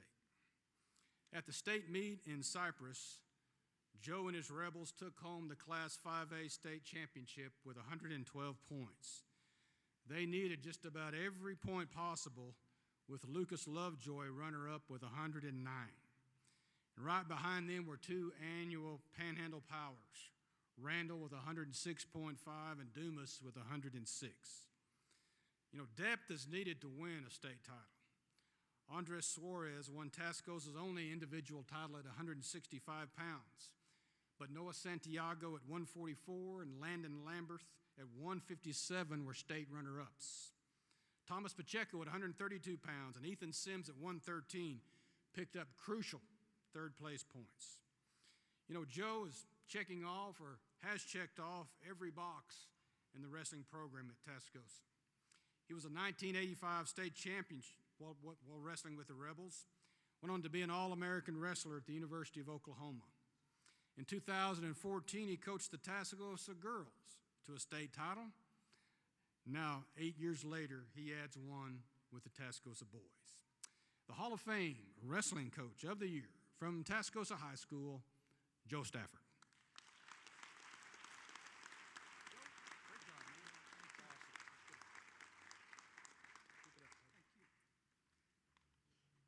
Join me, please, in acknowledging our Coaches of the Year for 2022.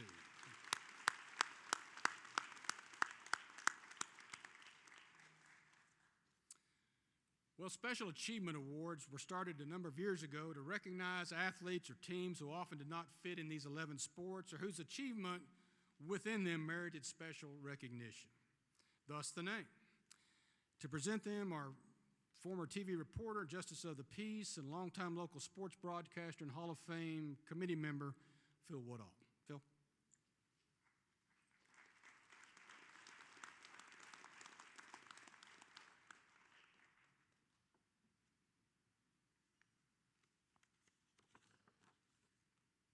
18 years ago, Vega, Texas was featured in a reality show on CMT titled Popularity Contest. It featured 10 city slickers come to town, less than 1,000 folks, to win a chance for $100,000 by becoming the most popular visitor in town. I don't know if many of y'all remember that. I do. It featured a lot of my friends in Vega, the county judge, the sheriff, the justice of the peace. Now in 2023, the most popular Vegaite is none other than 4A state swimming champion in the 100-yard backstroke, Lindley Spernherney. I don't think Vega's got a nice natatorium in which to train, and the only swimming pool I know is in the Oldham County Country Club and Golf Course, and that's in Deep Smith County, and yes, that is the way it's pronounced.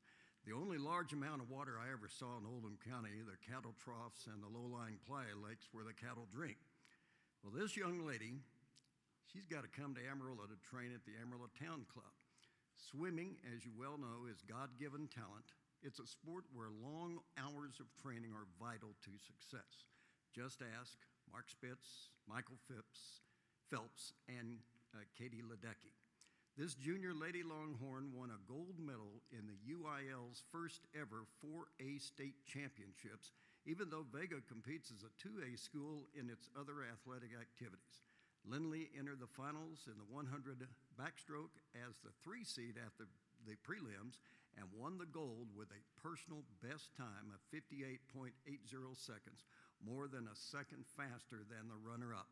And it was the first gold for a Texas Panhandle swimmer since 1981. She also qualified for the 100 butterfly, and she finished 6th there. Now, her coach is her mother, Angela, and since Vega doesn't field a swimming team, that's how she gets around. Janie, you know how that goes.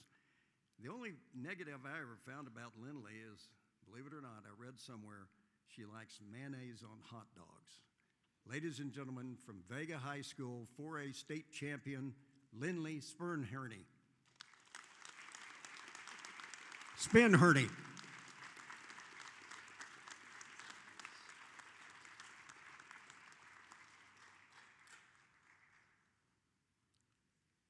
Ron Lee told me how to pronounce it, and I still messed it up, so I apologize, Lindley, but congratulations. You know, there are many famous and impactful people from Pampa. Olympic champion Randy Matson, NFL Hall of Famer Zach Thomas, opera singer Mary Jane Johnson, WT broadcaster Warren Hassey, Texas Tech basketball star Rayford Young, SMU football stadium namesake Gerald J. Ford, and so many, many more. But I think the most special person from Pampa is Trent Loader. He's a 1982 Harvester grad who has served as the Harvester football manager. He's a tenacious green and gold supporter, and may I dare say, a spiritual, uplifting spirit for those Pampa Harvesters. He took the job under the late coach Dennis Cavalier as a sophomore, and he's continued to this day despite living part of the time in Pottsboro and also going to WT where he served there.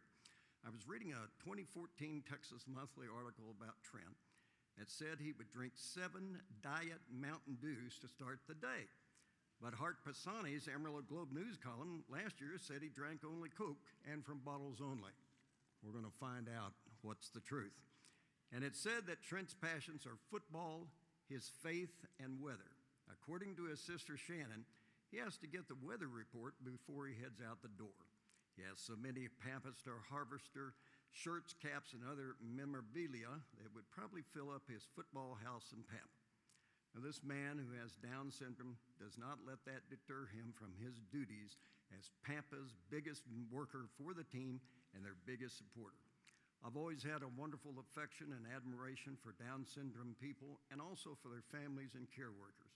I believe God has a plan for all of us, and his plan is for Trent Loader to show us what hard work and loyalty means. If you get a chance, read that Texas Monthly articles, a fantastic deal, and you'll get into a great insight into the soul and spirit of Trent Loader. Now, this writer also said that Trent's good at knowing high school mascots' names. All right, Trent, come on up here. I got a little test for you.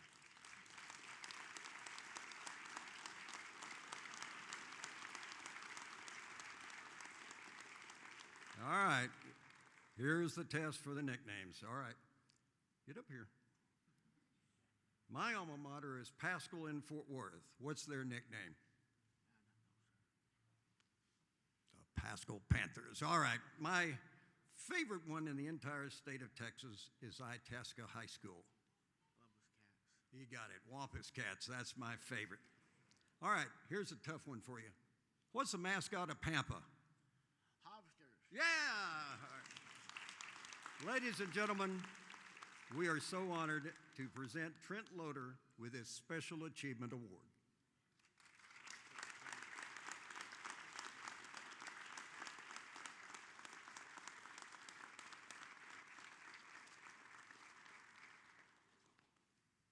Panthers, always remember. Yeah, there he goes.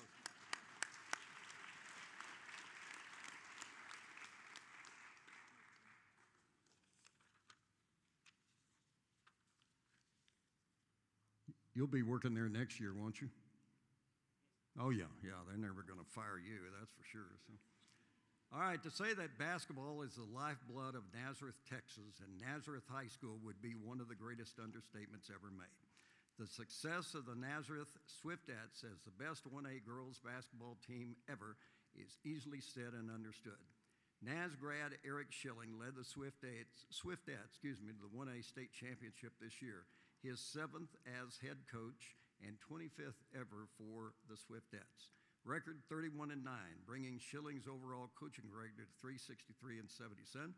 He even won a state championship in 02 and 03 as a member of the Nazareth Swifts boys team. Naz missed the state tournament in 2022 after losing in the state championship game in 2021 and knocking off 4 consecutive titles prior to that. So in Nazareth, they don't just rebuild, they just reload.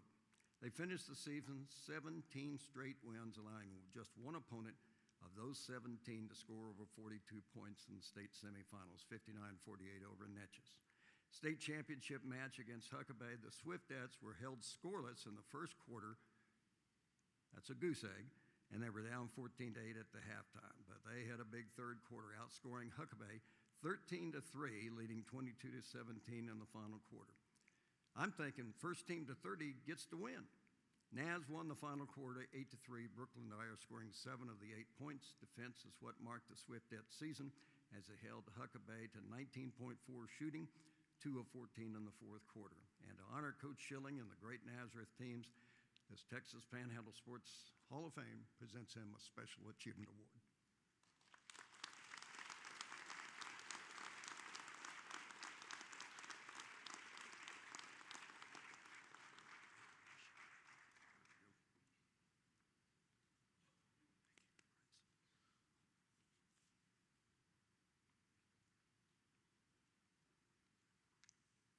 Thank you, Phil. Well, the Hall of Fame Big Play Award goes to the player or moment during the past year that hugely impacts a great season as it hangs in the balance. Simply put, it's what determines the biggest play of the year regardless of sport. There's always plenty to choose from, but this one was unique.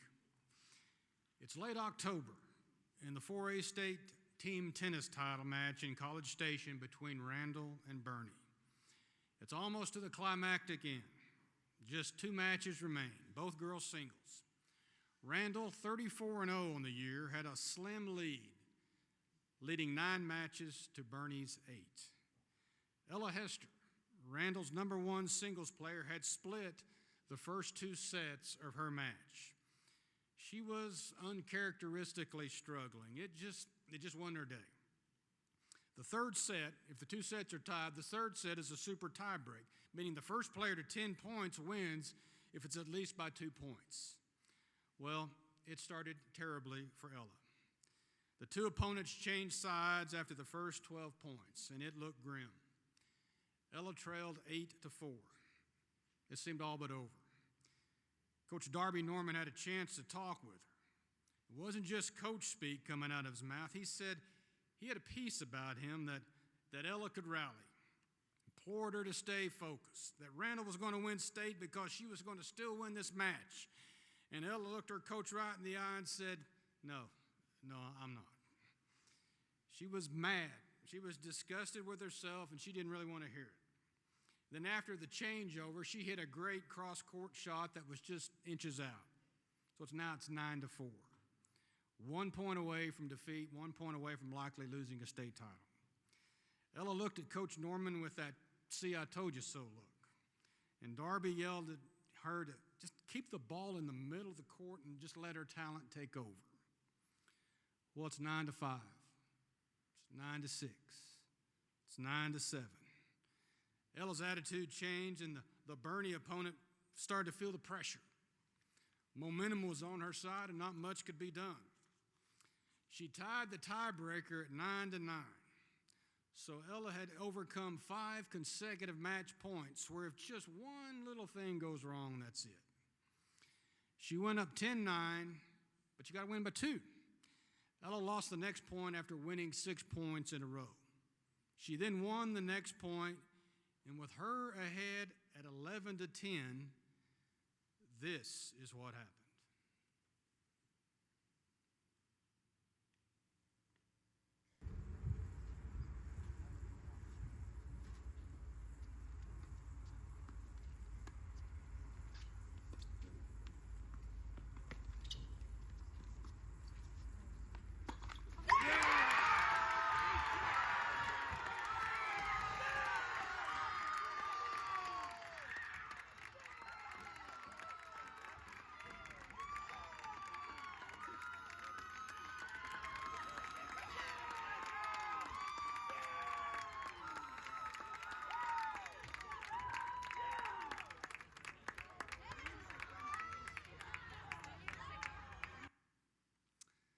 The winner of the Hall of Fame Big Play Award from Randall High School, tennis player Ella Hester.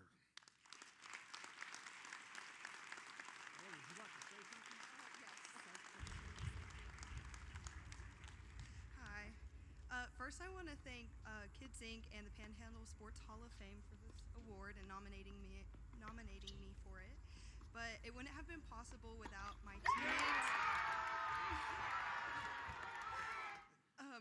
teammates, my family, and my coaches.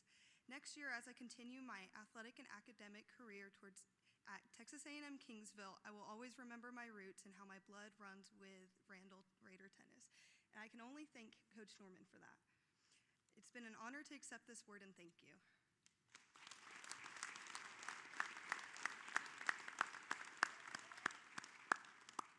Any more cheering, huh? The D. Henry Memorial Courage Award is presented to an area athlete who in some ways overcomes obstacles to persevere and achieve when the odds say they shouldn't. To present this award is Lance Launert. Lance.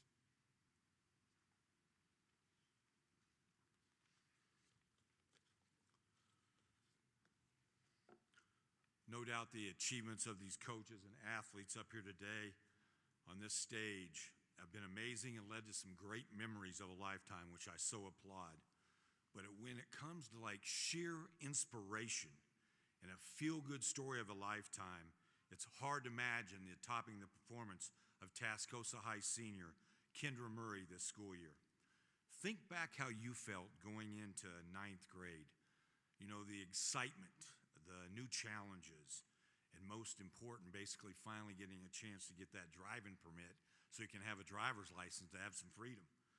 But for Kendra, that 9th day year started one day short. It was stopped cold when she was in a car wreck that paralyzed her from the waist down. She reacted exactly like you and I would, frustrated, mad at the world, look at me, man. What am I going to do in this wheelchair? You know, who wants to be around me? Kendra has loving, loving parents and a lot of friends supporting her, but still her confidence or swag, you know, her desires to just get out and do things was pretty much gone. But that has all changed. There's a wonderful and underrated organization in good old Amarillo here called One Chair at a Time. It's behind the founder and the 24/7 energy of Joe Chris Rodriguez. This organization provides special wheelchairs that are made for athletes to compete in sports who are wheelchair bound, like basketball, track, things like that. Joe, Chris, and Kendra talked a few times, and really the interest wasn't there to compete. And but on one of those occasions, a few months back, 14 months or so ago, that call turned things around, and Kendra set up a time and date for Joe Crest to meet her, to teach her what about throwing a shot put would be like and all that. Joe Crest said many, many occasions, when that day comes, that call that night will be, look, I just can't make it. It's tough to make that step. Well, Kendra called, and Kendra showed up. And when she threw the shot put that first day, Joe Chris said to himself, dang, this girl is strong. She can do this. Kendra let it be known, and her inspiration for competing was pretty simple. She wanted a Tascosa High letter jacket. And as a member of the Tascosa girls track team, and this is a team guided by the passionate, knowledgeable coach, Sarah Stewart, Kendra surpassed all her expectations for her first year of competition. It wasn't easy, but Kendra's motivation and self-confidence grew each time she improved her throws. She won the district meet in the shot. She goes to regionals and wins that. Qualifies for the UIL state meet in Austin. There in Austin, that young lady who like 20 short months ago wanted no part of competing would find her way to the medal stand as a bronze medalist. She threw her career best 16 feet and a quarter inch, 19 inches short of the silver medal, won well ahead of fourth place by 2 feet. And here's the deal, she is now the owner of a Tascosa leather jacket. My tremendous honor, let's bring her up and present the 2023 D. Henry Inspiration Award to Tascosa graduate and state track medal winner, Kendra Murray.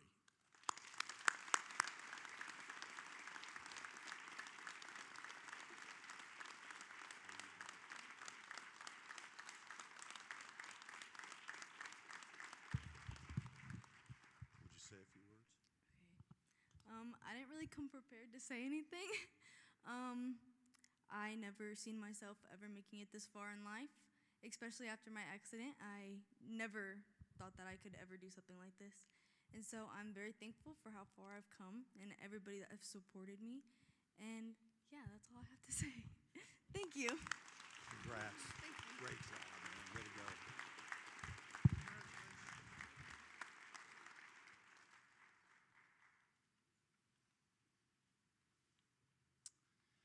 Now the climax of our ceremonies this afternoon, the final two inductions in the Texas Panhandle Sports Hall of Fame, number 200 and 201. You know, it says a lot about Ziggy Hood that on maybe the biggest night of his life, he didn't spend it backstage in New York City with an entourage in Columbia, Missouri, where he was a Missouri Tiger. No, he spent it with the Paladura teammates, Josh Young, and their two girlfriends at a room in the old Ambassador Hotel, waiting for a call that he hoped would come as a first-round draft choice in the 2009 NFL Draft. Ziggy Hood is Amarillo, and especially North Amarillo, to his core. He never forgot where he came from or forgot to come back. His given name is Evander, named for former heavyweight champion Evander Holyfield by his father, Charles. But his nickname, and the one we all know him by, is Ziggy, given by his grandmother. He first put on a uniform of the Eastridge Elementary Eagles and Kids, Inc., and later the Travis Middle School Texans. He started as a running back, but kept growing into different positions. At Palo Duro, under Coach Steve Parr, he played some as a sophomore on varsity, but it was the last 2 years that he really shined. As a junior, he was 6'2", about 198 pounds. He was all district with 76 tackles. That summer, his dad took him to a rival's high school football camp in Dallas. Ziggy got a look at what top talent in the state really looked like and how much he still had to go. He came back to Amarillo for his senior year with a heightened intensity. He also came back bigger. He grew to 6'3" and 250 pounds. He played outside as a defensive end or outside linebacker like his favorite player, DeMarcus Ware of the Cowboys. He was the 3-4A Defensive Player of the Year with 93 tackles, 13 sacks, 3 defensive touchdowns. Colleges certainly noticed. TCU, Baylor, UTEP, Missouri, Oklahoma State were among those that pursued him the hardest. Missouri assistant coach Dave Steckel found him working at the Sonic on Washington and the Canyon E-Way. He pulled him aside for about 45 minutes, which may have irritated the manager, but at that point, who cares? And told him not what he wanted to hear, but what he needed to hear. And he committed shortly after that. At Missouri, he moved to defensive tackle because he moved to 300 pounds. But he really developed under defensive line coach Craig Kuligowski, where he learned about leverage and honed his technique. In his career at Missouri, he had 170 tackles, 15 and a half sacks, 5 forced fumbles. As a junior in 2007, he got about a third or fourth round grade in the NFL draft. Wondering what he could do with one more year, he smartly stayed another season, where he was all Big 12 in 2008 and upped his talent level. Projected as early as the 19th pick in the NFL draft to somewhere in the second round, at his room in the Ambassador Hotel, his phone lit up. Actually, it lit up numerous times with friends asking if he'd heard anything. No, and quit calling. Finally, his cell lit up with a number that he did not recognize. On the other end was Steeler coach Mike Tomlin. He was the final pick, the 32nd overall in the first round by Pittsburgh. He called the conversation an out-of-body experience, surreal, like he was looking at himself having a conversation. You know, when the average NFL career is 3.5 seasons, Ziggy played 10. He played for the Steelers in Super Bowl 45 against Green Bay. He played 5 seasons with Pittsburgh, then with Jacksonville, Chicago, Washington, and Miami.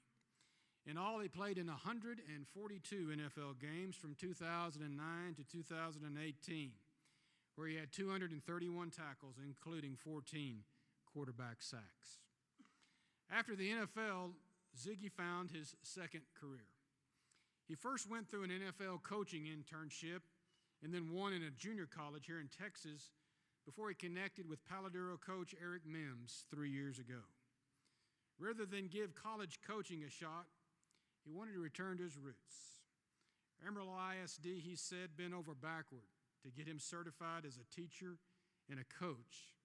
And for 3 years, he's been back home at Paladuro as a defensive line coach and the largest and most intimidating biology teacher since students first began dissecting frogs. He's giving back in a way that he once received. He's come full circle, and what a circle it is. We're starting another 100 with the 200th member of the Panhandle Sports Hall of Fame from Paladuro, the University of Missouri, and 5 teams in the NFL, Mr. Ziggy Hood.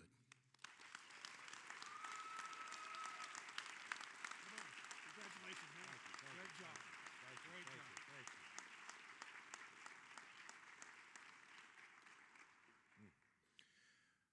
Man, God is good all the time. And amen, amen. I want to give a special thanks out to the Lord above, because without him, I wouldn't be here right now. I want to give a thanks to Panhandle Sports. I want to give a thanks to Jimmy and Kids Inc., because that's where it first started.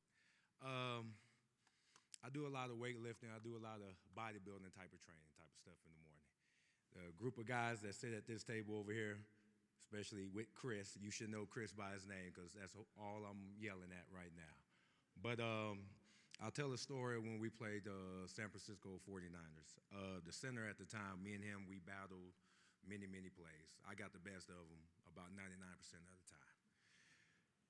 At the end of the game, he approached me and asked me, "Hey, Ziggy, what protein and supplements that you took to get this strong?" I told him that's the wrong question to ask. It's what did it take to get to that point? For me, standing here right now and what it took to get here, it took a village. Not only that, it took the north side to get me here. It took growing up on the other side of the train tracks in Eastridge and 926 Foxglove. It took 1207 North Hill. It took 3806 North Irish Street down in Mesa Verde. It took going with my brother to Forest Hill, Amarillo College, and Eastridge basketball courts. It took growing up running around Bones Hook Park, seeing Mr. Coop. It took going to Union Barbershop and waiting in line for hours and hours on end for Doc and them to cut my hair. It took Medical Park. It took getting dropped off at Martin Road to going fishing. It took going to Kids Inc. with Charles and Angie Graves and being a running back and terrorizing other kids. When I say I was the heaviest running back at the time, absolutely I was the heaviest running back. Got to the point where the other families had to bring scales out just to weigh me. Yes, they did, I'm telling you. Had to run in trash bags, change up my special diet just to lose weight, but I passed in flying colors. It took Travis Middle School, Coach Finney, and Coach Husband. It took the learnings of Steve Parr, Coach James, Coach Hope, Coach Ward, Coach Love, and that whole staff to install so much in me. It took Jamar Smith beat me up as a sophomore. But Jamar Smith was also beat up by a guy named Julius Crossland as well. It took graduating and going and accepting a University of Missouri scholarship as well. It took going 4 years of putting in hard work, not running routes, but running hills in the back of my apartments. It took graduating with an animal science degree. It took morning conditioning, winter conditioning, the hardest conditions that you're going to possibly be in. It took learning after my brother, who graduated from Tech, and following him. Not only that, I was his biggest fan, and still today, I still am. It took watching him how to manage money for a man that chokes dollars on days on end. That's how you stay rich. Thank you, Sonny. Thank you, thank you, thank you.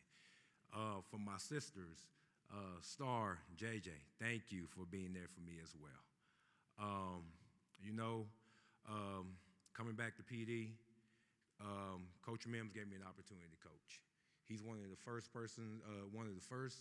coaches in high school that gave me an opportunity. Thank you, Coach Mims. Thank you to the whole coach staff, Coach Snyder, Coach Johnson for being here, and everybody else that couldn't make it. Like I said, there's a ton of people I would love to thank, but there's two special people, well, really three. Sarah, for blessing me with Josiah and Jeremiah. Two boys who I love to death, and I stand here and I strive and work hard for. I want to start with my dad. My dad has never missed a practice. He's never missed a game. The only one time he was late for a practice when he's coming on the way from Pampa. He was on the sidelines with me during high school. He's on the sidelines with me right now coaching at PD. Thank you, Dad. Now, there's one person here that's always in the background. You never see her. You may not even know her. But some people know her as Miss Payne. Some people may know her as Nellie. Some may know her as Mary. I know her as Mama. Mama, thank you.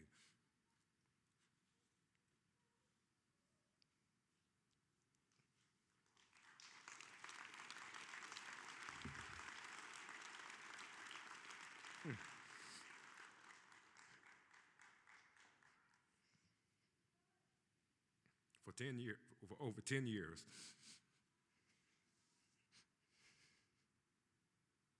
you have dedicated your life to what?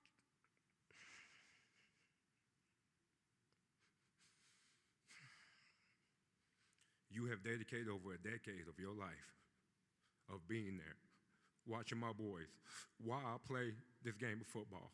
Thank you. Thank you.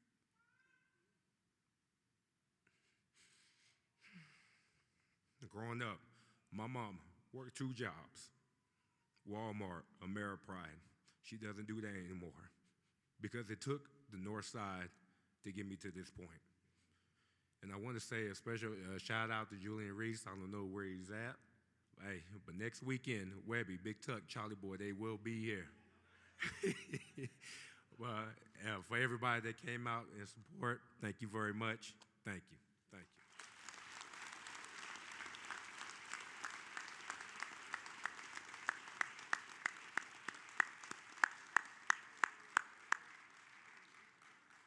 Congratulations, Ziggy. Way to go. You know, if you didn't know Chris Ketting back in the mid-1980s at Panhandle High School, and he said he was going to football practice, you might think, well, good. Every football team needs a good manager. He was 125 pounds soaking wet and about 5'5". But he was no manager. He was a heat-seeking missile on a search and destroy mission for the Panthers. As one former teammate lovingly remembered, that SOB would freaking kill you. Except he didn't use the initials. He was pound for pound about as tough a high school football player that took the field. As Scott Hermesmeyer, teammate, recalled, not many guys would 100% try to run through you, but Chris would every time. He would go full tilt through you every time. He was not a dirty player at all, just relentless. You know, you can count on one hand the number of freshmen who started for Coach Stocky Lamberson and probably take away a couple of fingers. But Chris did in the secondary in 1983. He started both ways in his second year in 1984 as the Panthers advanced to the Class 2A state championship game. Chris eventually ballooned about 140 pounds, starting both in the secondary and as a slot back his last 2 seasons, which included a run to the quarterfinals in 1986. But Chris just wasn't an uncommon hard hitter. There was something else about him. He was smart. Going back to junior high when he was a quarterback, Chris could draw up plays in the dirt, and they would work. Things that coaches had to pour into players, Chris kind of instinctively knew. It was a foreshadowing of what was to come. He loved to watch film in a way to glean an advantage. He was football intelligent, our teammates said. Chris went on to West Texas State, playing football at 150 pounds, even though he was primarily on the scout team. At least he thought he got to hit someone. He was also a punter. But more than that, he wanted to coach, and this allowed him to earn his degree to do just that. His coaching career started at Perryton, then to Lockhart in Central Texas, and back to the Panhandle at Hereford. When Coach Kyle Lynch, with no real history of Chris, but going off strong recommendations, called to offer him the offensive coordinator position at Canadian in 2003, 20 years ago. He accepted, and it changed the course of his life. In 2007, 4 years later, Canadian drastically changed its offense from a power, ground-oriented attack to one-back, 4 or 5 receiver set that spread the field. And they scored points like a pinball machine. Chris, as offensive coordinator, was at the forefront of that. It worked. Did it ever work? As Canadian went 15-1 and won the school's first 3A state championship. Kyle Lynch would go on into school administration after 2 more seasons, and Chris was elevated to head coach. And for the next 13 seasons, it was the perfect storm of coach, staff, system, and players the likes the Panhandle has never seen. Amarillo High in the 1930s, 40s, Phillips in the 50s, Dumas in the 60s, Childress and Wheeler in the 70s, Stratford in the 2000s. All of them dominant, but all come short of the greatest Texas Panhandle dynasty ever under Chris Ketting. His teams were 165-24. That's an 87.3 winning percentage. You know how hard it is to win 87% of your football games? Nick Saban and the Alabama dynasty won 88%. Said former defensive coordinator and now new Canadian head coach Andy Cavalier.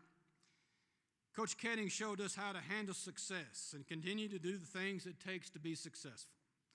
Once you've achieved a measure of success, he said, are you willing to work the same you did to get there?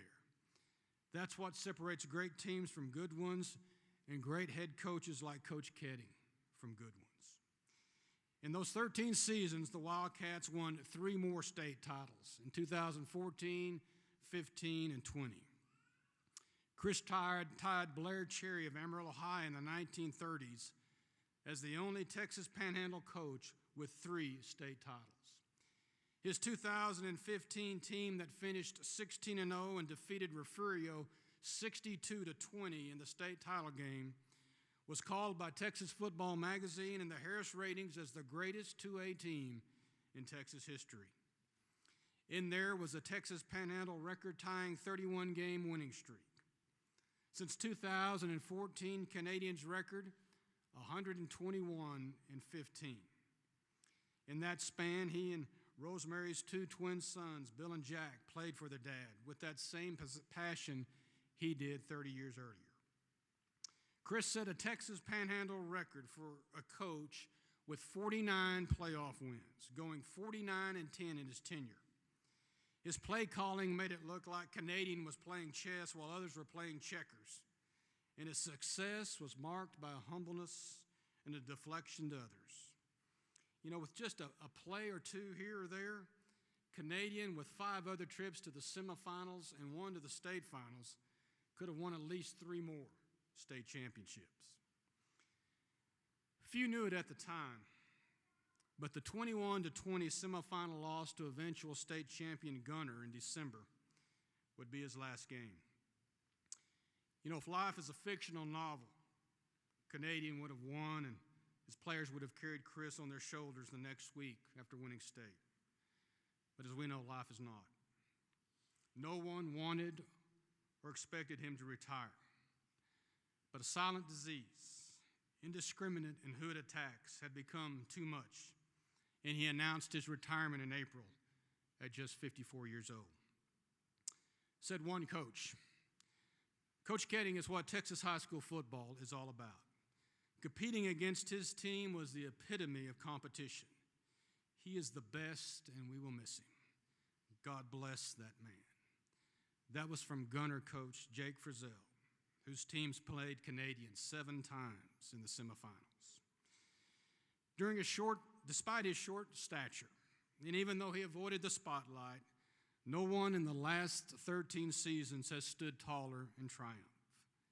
And in this last year, he stood even taller when tested and will continue to do so.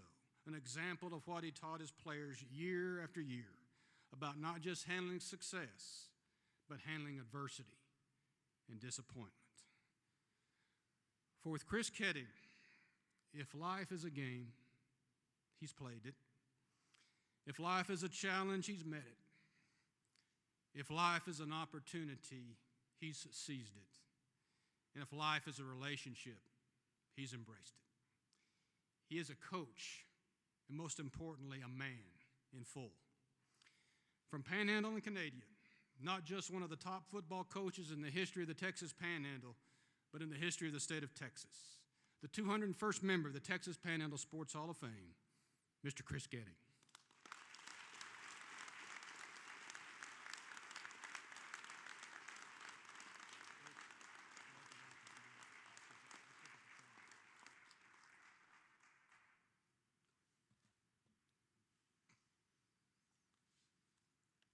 Hard to back up Ziggy Hood. I'm telling you that. So I'll do my best. So first of all, I became hooked on football at the age of 7 years old. My dad took me to a state championship game. John Mark, you might know a little bit about this. My dad took me to a football game in Jacksboro, Texas. The teams that played were the Groom Tigers and the Big Sandy Wildcats. My dad grew up in Groom, and my cousin Mike was on the team as well. This Big Sandy's team was not a normal team. They averaged over 70 points a game. And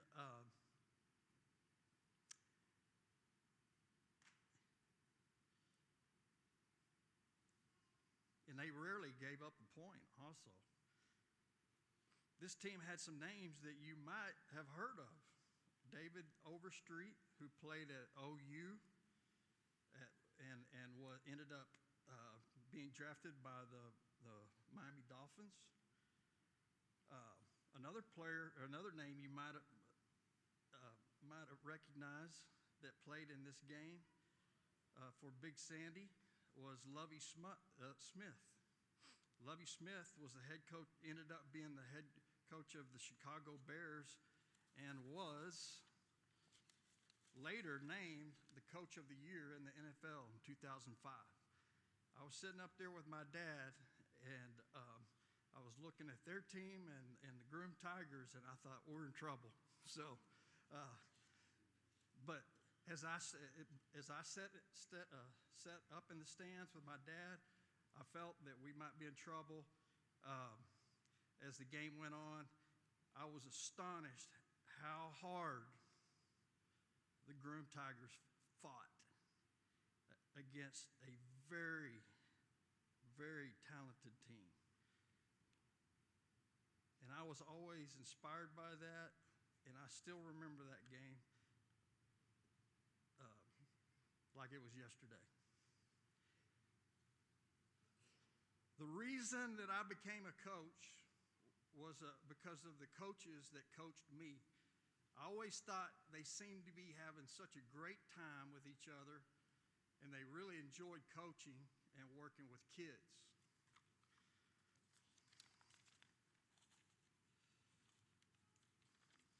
To be honest, any success that I've had is because of the people that helped me. And that is the truth, for sure. I was coached by the late, great Stocky Lamberson. I love Coach Lamberson. He taught me the value of hard work and toughness. Another guy that helped me when I was at Perryton, a guy named Gary Newcomb. Gary Newcomb from Perryton taught me how to be a good coach and how to coach kids. Lance Lohnert, our careers have been intertwined since the Panhandle versus Hamlin state quarterfinal game in 1984. He has covered high school sports in the Panhandle and done it extremely well, and I'm proud to call him a friend. I am also very grateful for Kyle Lynch. I'm so grateful that Kyle called me in June of 2003. He was looking for an offensive coordinator at Canadian. I interviewed, and I was offered the job. I almost didn't take it, and I'm so glad that I did. And I don't know where I would be now if I wouldn't have taken that job. So Kyle taught me how to work with people effectively and how to be an athletic director.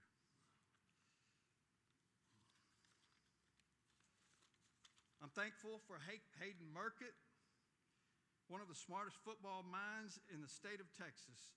We spent 20 years working together side by side, and he's not only a great coach, but he's a great friend. Andy Cavalier.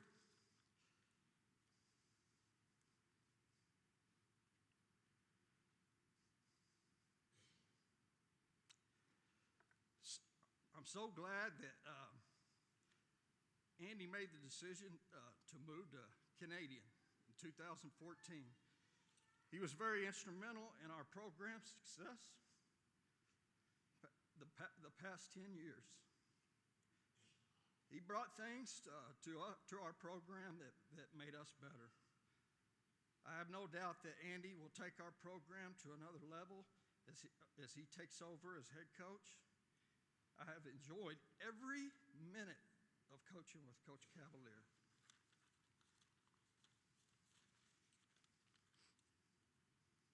I'm so proud of our coaches. The coaches on our staff are not only tremendous coaches, but they are tremendous people, and I'm grateful for all of them. Thank you, Canadian Sports Network. Russell Gadboy and Steve Forrest covered our games in the most professional and entertaining way you could do it. You guys coined the phrase, "Buckle up, Steve. We're going NASCAR."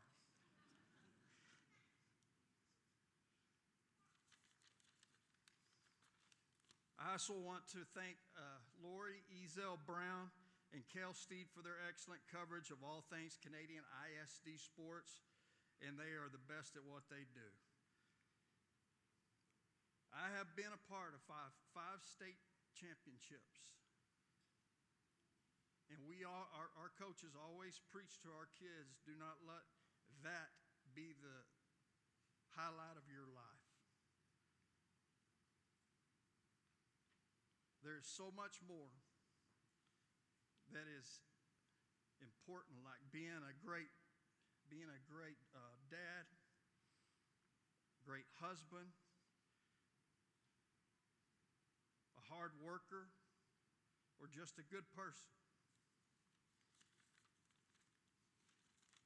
One thing I've always felt was if we as coaches on our coaching staff produce great athletes and not great people, we failed. And I think we've done a good job with that. And I'm proud of that. I'm grateful that all of my kids got to start and graduate from Canadian ISD. It was a highlight of my life to get to coach my boys, Bill and Jack. And my daughter, Lauren, and my mom are my biggest fans. It is certain.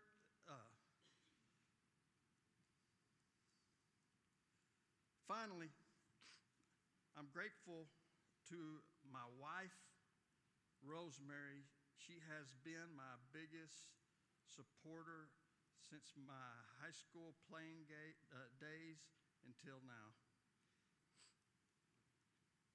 I've been fortunate to have worked at Perryton, Lockhart, Hereford, and Canadian, and I've always been treated greatly at every place I've been, and I'm very, very thankful for that.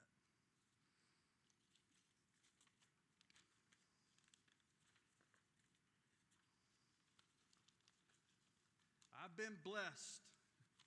Wait a second. I've been blessed to be able to go to work every day since 1992 as a coach, and it's never felt like work. Not many people can say that. Thank you so much. Thank you again for this honor. It's something that I will cherish forever. Thank you.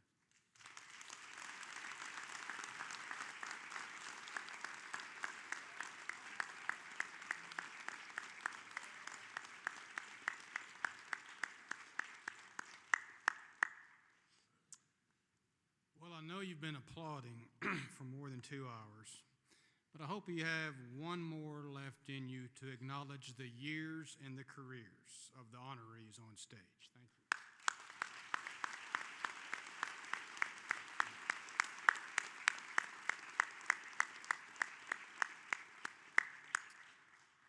Well, okay, let's move on to the second half of the program here.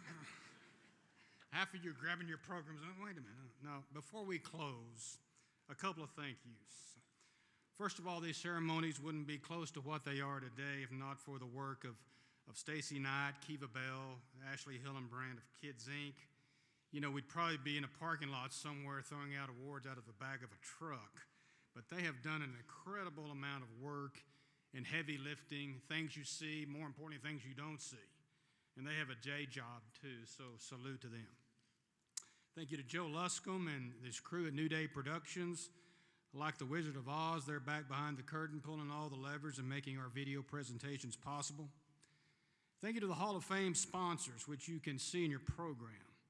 Their financial assistance and understanding of the role of sports in the Panhandle make these ceremonies possible. There's a donation envelope or two that you can use if you're so inclined. It helps you make a decision. None of that goes to pay for the MC who gets paid what he deserves. There's also a book on the Hall of Fame inductees, Pride of the Plains, by Hall of Fame committee members Mike Haynes and Dave Walforth, and that's available on your way out. It's a pretty thorough and great read of all of the inductees into the Panhandle Sports Hall of Fame. And finally, thank you to you. Your presence is our present. I know it can be a long afternoon, but it's a present to the Hall of Fame, to those recognized, or maybe it was yourself being honored. Everyone has a role, and it all combines to make sports in the Panhandle what it is. Now, Jack Knight, with the Hall of Fame committee, will voice our benediction, and on its conclusion, you are dismissed. Thank you.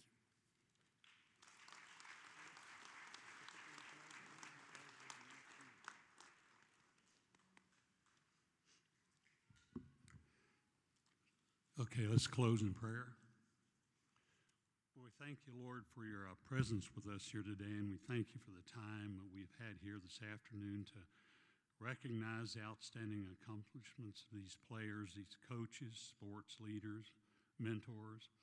Bless each person here who took the time together here today, and for those who spent many hours putting together and taking part in this ceremony.